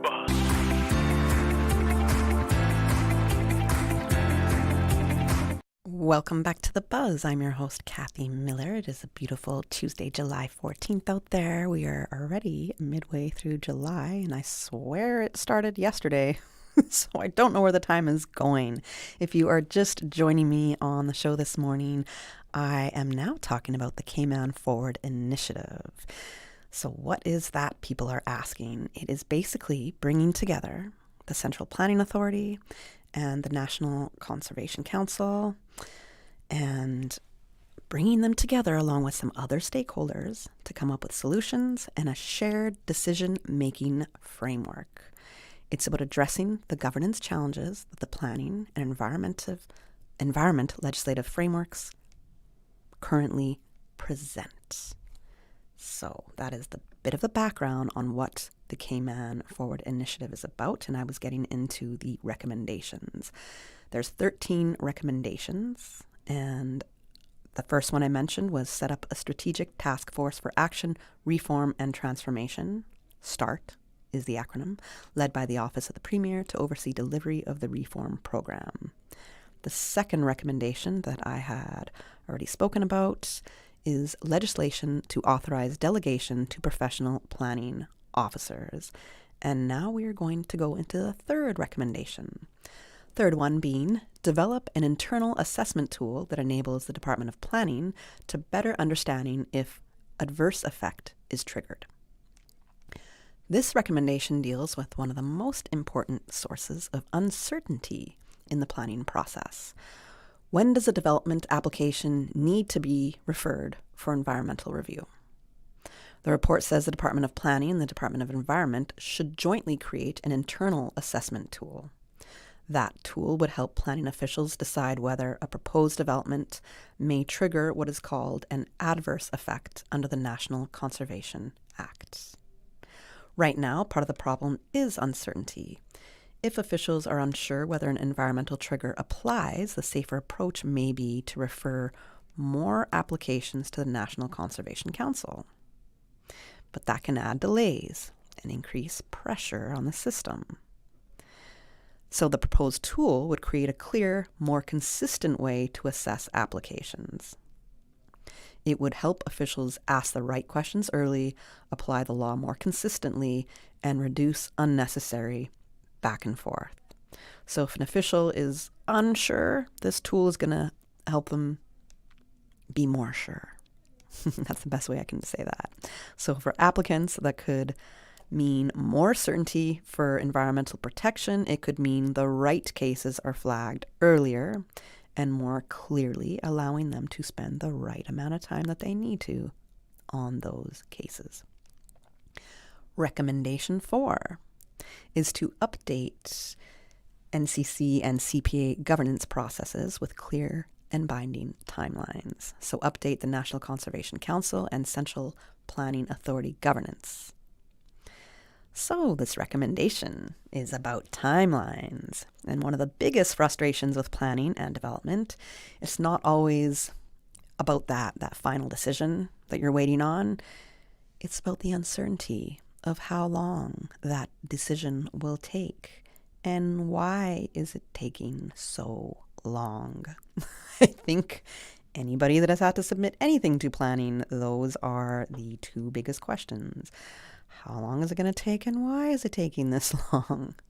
The report recommends that both the National Conservation Council and the Central Planning Authority update their governance processes so there are clear timelines for decisions, responses, and appeals. Where possible, those timelines should be binding on both bodies. And that matters because applicants, investors, homeowners, and the public, we all need predictability. In simple terms, this recommendation says everyone involved in the process should know what is expected, when a response is due, and what happens next. Why that isn't happening right now absolutely befuddles me. It's hard for me to believe that is not happening right now. But let's move on to recommendation number 5. This recommendation is to publish all National Conservation Council and Central Planning Authority and DCB minutes, decisions, and voting records. So this recommendation is about transparency. The report recommends that minutes, decisions, and voting records of the National Conservation Council, the Central Planning Authority, and the Development Control Board should be published within 30 days of meetings. This is significant because many members of the public, they don't fully understand why planning or environmental decisions are made. And I agree with that transparency. I think we need to see how those decisions are made. So sometimes people may disagree with a decision, but sometimes they don't know the reasoning behind it. And once we know the reasoning behind it, the logic behind something, our perspective, our mind can change. The more information we get, our mind can change. And that's very much allowed. And that's what should happen the more information you get. Your perspective should very likely change. Or perhaps it'll just support what you already believe.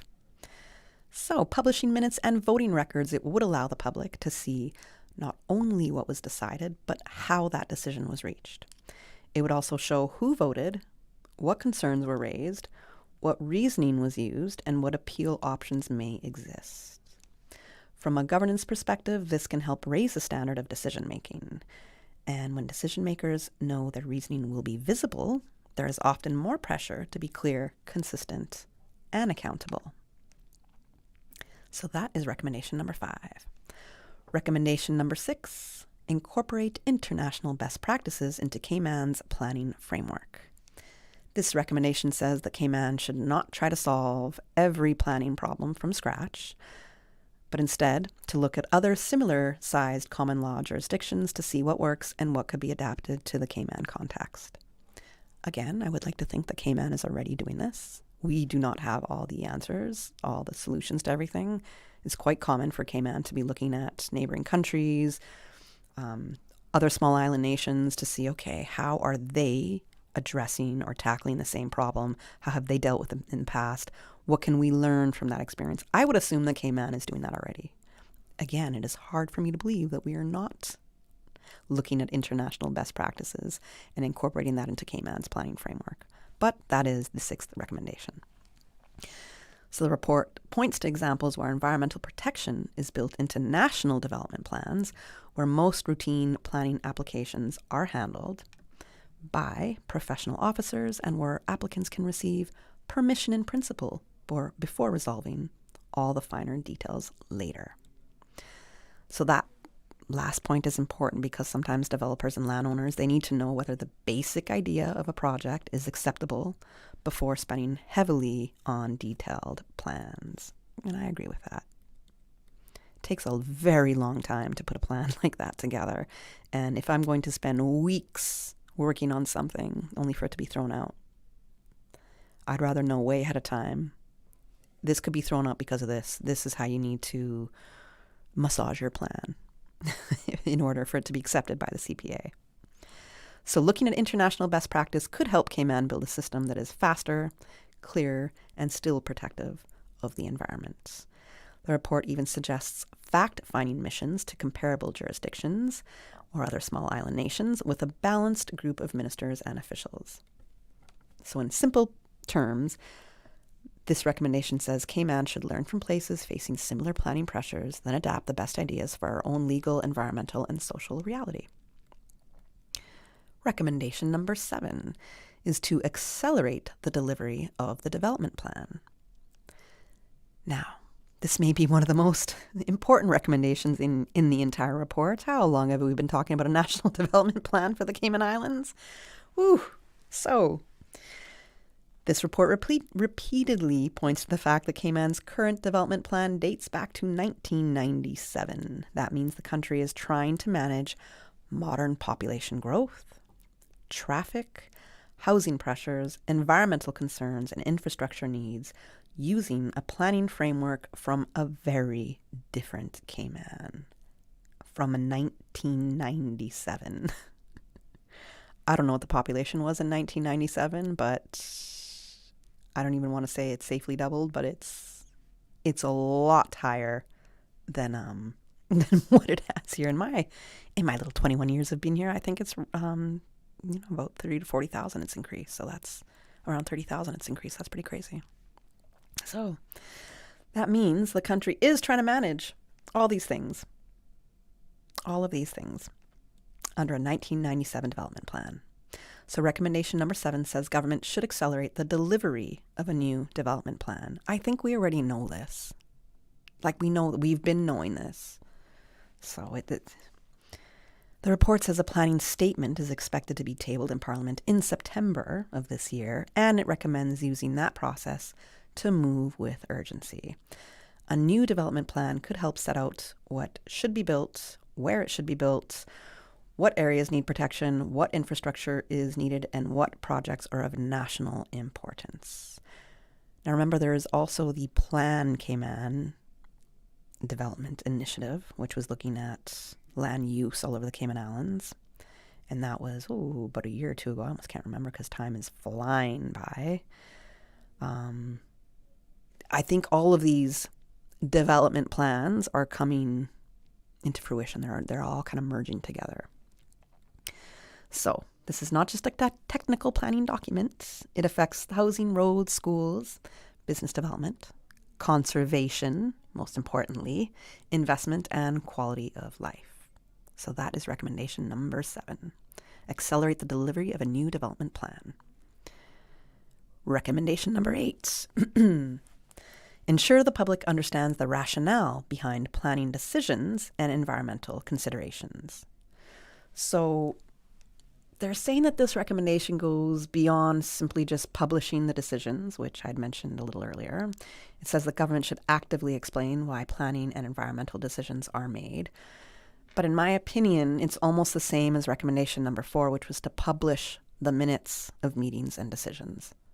This recommendation 8 is insane. Ensure the public understands the rationale behind planning decisions and environmental considerations. So I don't know how you can ensure the public understands something. You can only provide the information. It's up to them to try to go through a cognitive understanding of it. So I feel like recommendation is a little bit redundant. Yes, publish the information. Do what you can to make that information understood. Don't put it in attorney talk. You know how that happens. Put it in layman terms. Maybe that's more so what they mean in this recommendation. So this could include publishing planning officers' analysis, sharing responses from statutory consultees before objection deadlines, and clarifying who is allowed to object. The report notes that there is public misunderstanding and misinformation around planning and environmental decisions. So I think that it's a good recommendation to get all that information out there, how these decisions are made, the background to it, who can object, the things that are decided in the meetings, how they came upon these decisions. I think all of that is really important. It just contributes to transparency and a way better understanding of how things get done. I'm going to go into recommendation number 9, but we're going to take a quick commercial break right now, and we'll be back in just a couple of seconds or minutes. I'm Michael Webster. And I'm Denise Brown of Cayman Insurance Center. Family is not the most important thing, it's everything. We have worked with the community and their families on protecting themselves for the future. Whether it's providing top-rated life insurance or protecting your family's household investment. From our family to yours, we understand and we care. I'm Denise Brown. Call me at 814-7229. And I'm Michael Webster at 925-5433. We are Cayman Insurance Center, specializing in property, life, and other lines of insurance products and services at an affordable rate. We are Michael and Denise at Cayman Insurance Center. Call today. Not sure where you fit in tech? Pathways in Tech by Enterprise Cayman can help you find your route. Whether you're interested in project management, computer support, or network systems, this program helps individuals explore practical, career-focused skills for real opportunities in Cayman's tech and innovation sector. It's beginner-friendly, job-relevant, special economic zone connected, and scholarships are available. Your path in tech starts here. Visit enterprisecayman.ky to apply today. Social media, X, formerly Twitter, Facebook, Instagram. Interact with our talk shows on YouTube. Download our official Radio Cayman app, or you can log on to our website, www.radiocayman.gov.ky. You can also add us to WhatsApp on 925-3261. All the latest information, breaking news, community events, and more. Radio Cayman. The Buzz with your host, Kathy Miller.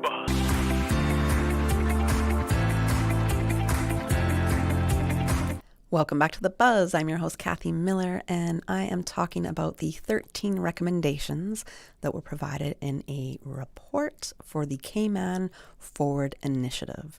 Really, this initiative is looking at the legislative frameworks surrounding planning and environment and how we can come to a shared decision-making framework between the National Council for Conservation. Did I say that right? I think I just got the acronyms so mixed up in my head. There's so many of them right now, and the Central Planning Authority. So my bad if I messed that up just now.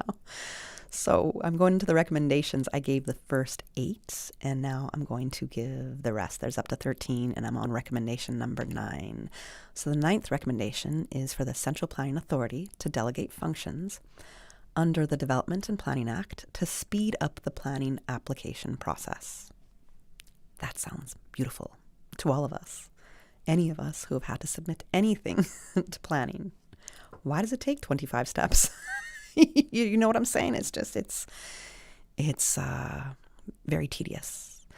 So the recommendation is closely connected to recommendation 2, but it's a little bit more immediate. The report says the CPA should seek cabinet approval to delegate certain functions under the Development and Planning Act. The important point is that the report says this power already exists under the current law, so this does not necessarily require new legislation. It could allow certain functions to be delegated now, while broader legislative reform is considered later. The report says that this could help speed up routine decisions and allow certain referrals to the National Conservation Council to happen at the departmental level. The recommendation is also significant because the report notes that following agreement at the summit, the CPA resolved on the 10th of June to seek Cabinet's approval for this measure. Okay?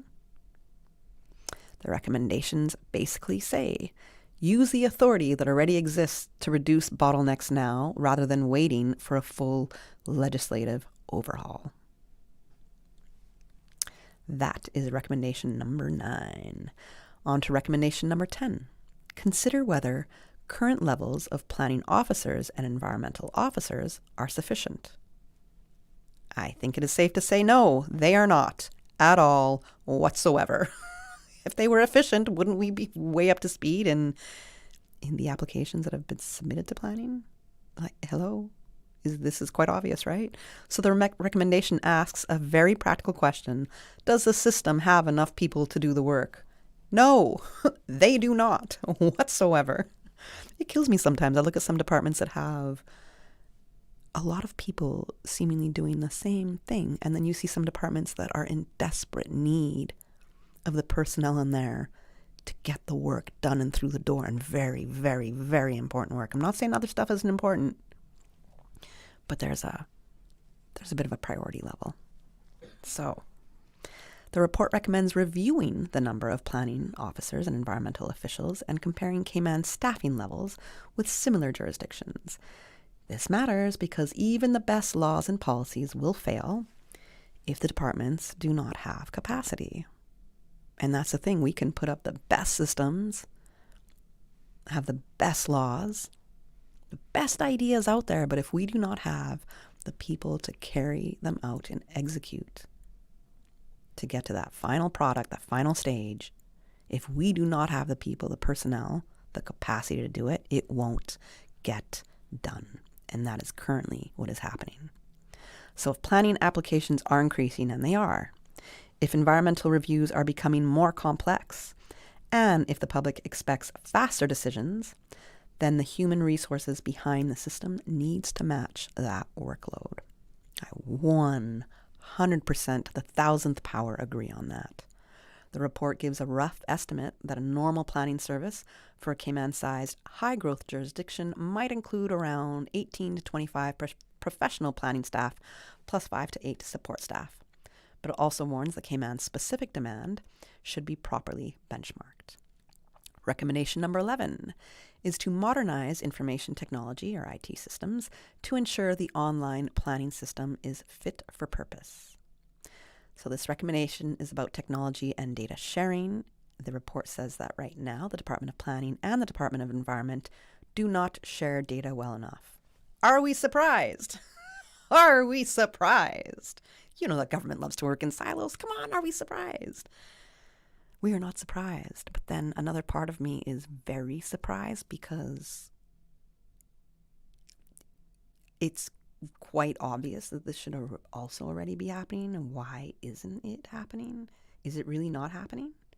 It's very hard for me to believe some things just aren't happening when it's just extreme common sense to me. The report recommends modernizing the IT systems, possibly through a shared online planning platform between planning and environment. It's a great idea. The platform could allow better sharing of information about planning permission stages, existing permissions, environmental assessments, and other key data. For government, it could mean fewer errors, less duplication, and better coordination.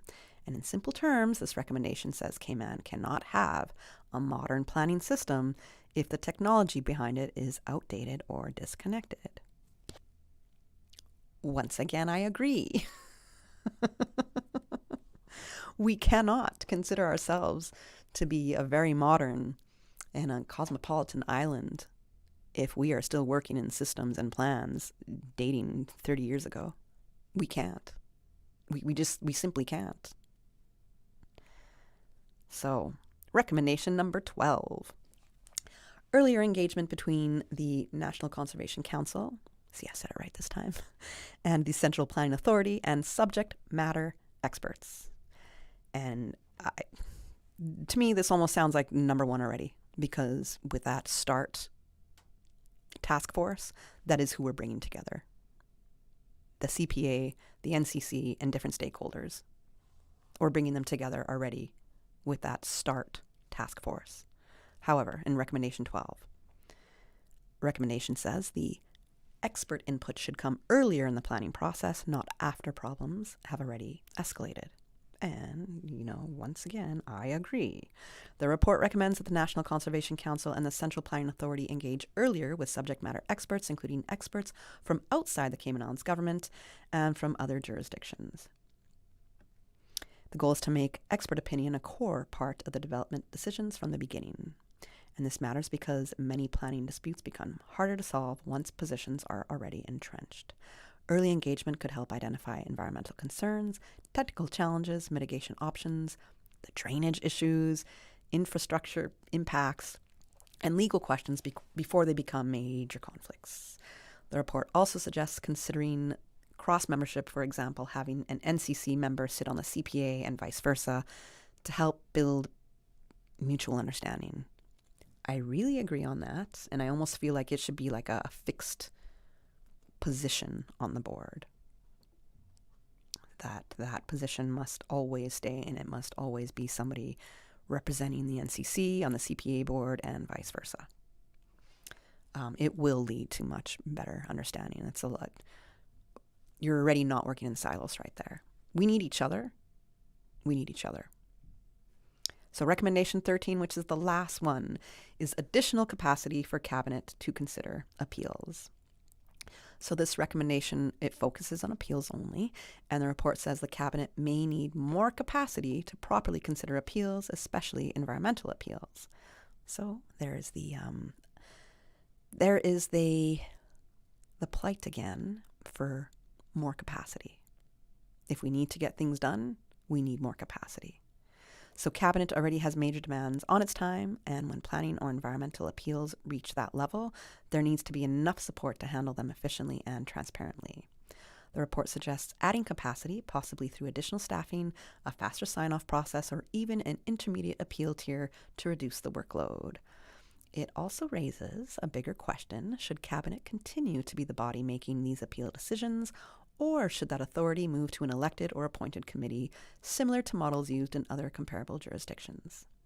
That's potentially one of the more politically sensitive recommendations because it touches on who should have the final say, and should it be Cabinet anymore? So those are the 13 recommendations that are all trying to solve one larger problem. Cayman needs a planning system that is faster, clearer, more transparent, better coordinated, and still serious about protecting the environment. All right. I believe we have a voice note. I don't know if Susan had a chance to listen to the voice note ahead of time. It's good to go. So we did get a voice note. We're going to listen to that, but I'm just going to wrap up here in my my final thoughts about the Cayman Forward Initiative. So the key findings from the summit were presented next in the report. So I gave you the 13 recommendation, and there was, I think I said 9 key findings. So that is presented next in the report, but I didn't have time to go through those. Okay, the report's only 39 pages, but it can be kind of a heavy read in a bit. So I gave you some sort of an idea on what the 13 recommendations are towards a bit of a kumbaya moment between the CPA and NCC and other relevant stakeholders. Remember to get the report at gov.ky/Cayman Forward. We do have a voice note that we're going to listen to before we wrap the show, and let's have a listen to that. So, about the increased fees. So when a foreign national comes here to work and they have to pay a work permit fee, and I am a Caymanian and I can work without paying a work permit fee, why is that not deemed discriminatory?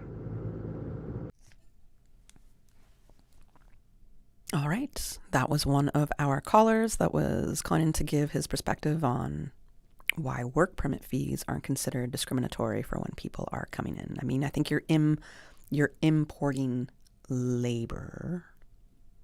It is a bit of a different angle to me, but it's a great question. And I think it's something that we can spend a little bit more time delving into. So I'm going to make a note of your question. And when I have my next open line, which might be on Thursday, I might have a little bit of open line on Thursday. We'll see. Maybe not. You never know. Or it might be next week. I'm going to write that question down and try to make a point of addressing it for that listener who sent it in. Thank you so much for sending in your voice note and sharing your thoughts with us. I appreciate it. Thanks to everybody for hanging out with me on the Buzz this morning. And remember, if you're going for France or Spain today, I mean, it would be nice to see Spain go through, but I also really like Mbappe. And after some certain comments were made about him in the press by a certain senator in a certain Latin American country, I want to see that guy shine, absolutely. But I don't know. We'll see what's going to happen. And I'm just going to say it again. I do hope England beats Argentina. I don't know if I can walk into my office after that comment, but we'll see what happens tomorrow with that. So enjoy the rest of the World Cup matches that are today and tomorrow and the big finale on Sunday. And I'll be back with you on Thursday on The Buzz. The Buzz is proudly sponsored by Cayman Insurance Center, specializing in property, life, and other lines of insurance products and services. And Kirk Market, experience a world of choice. And Cayman Enterprise City, Cayman's innovation hub. Discover your opportunity at enterprisecayman.ca.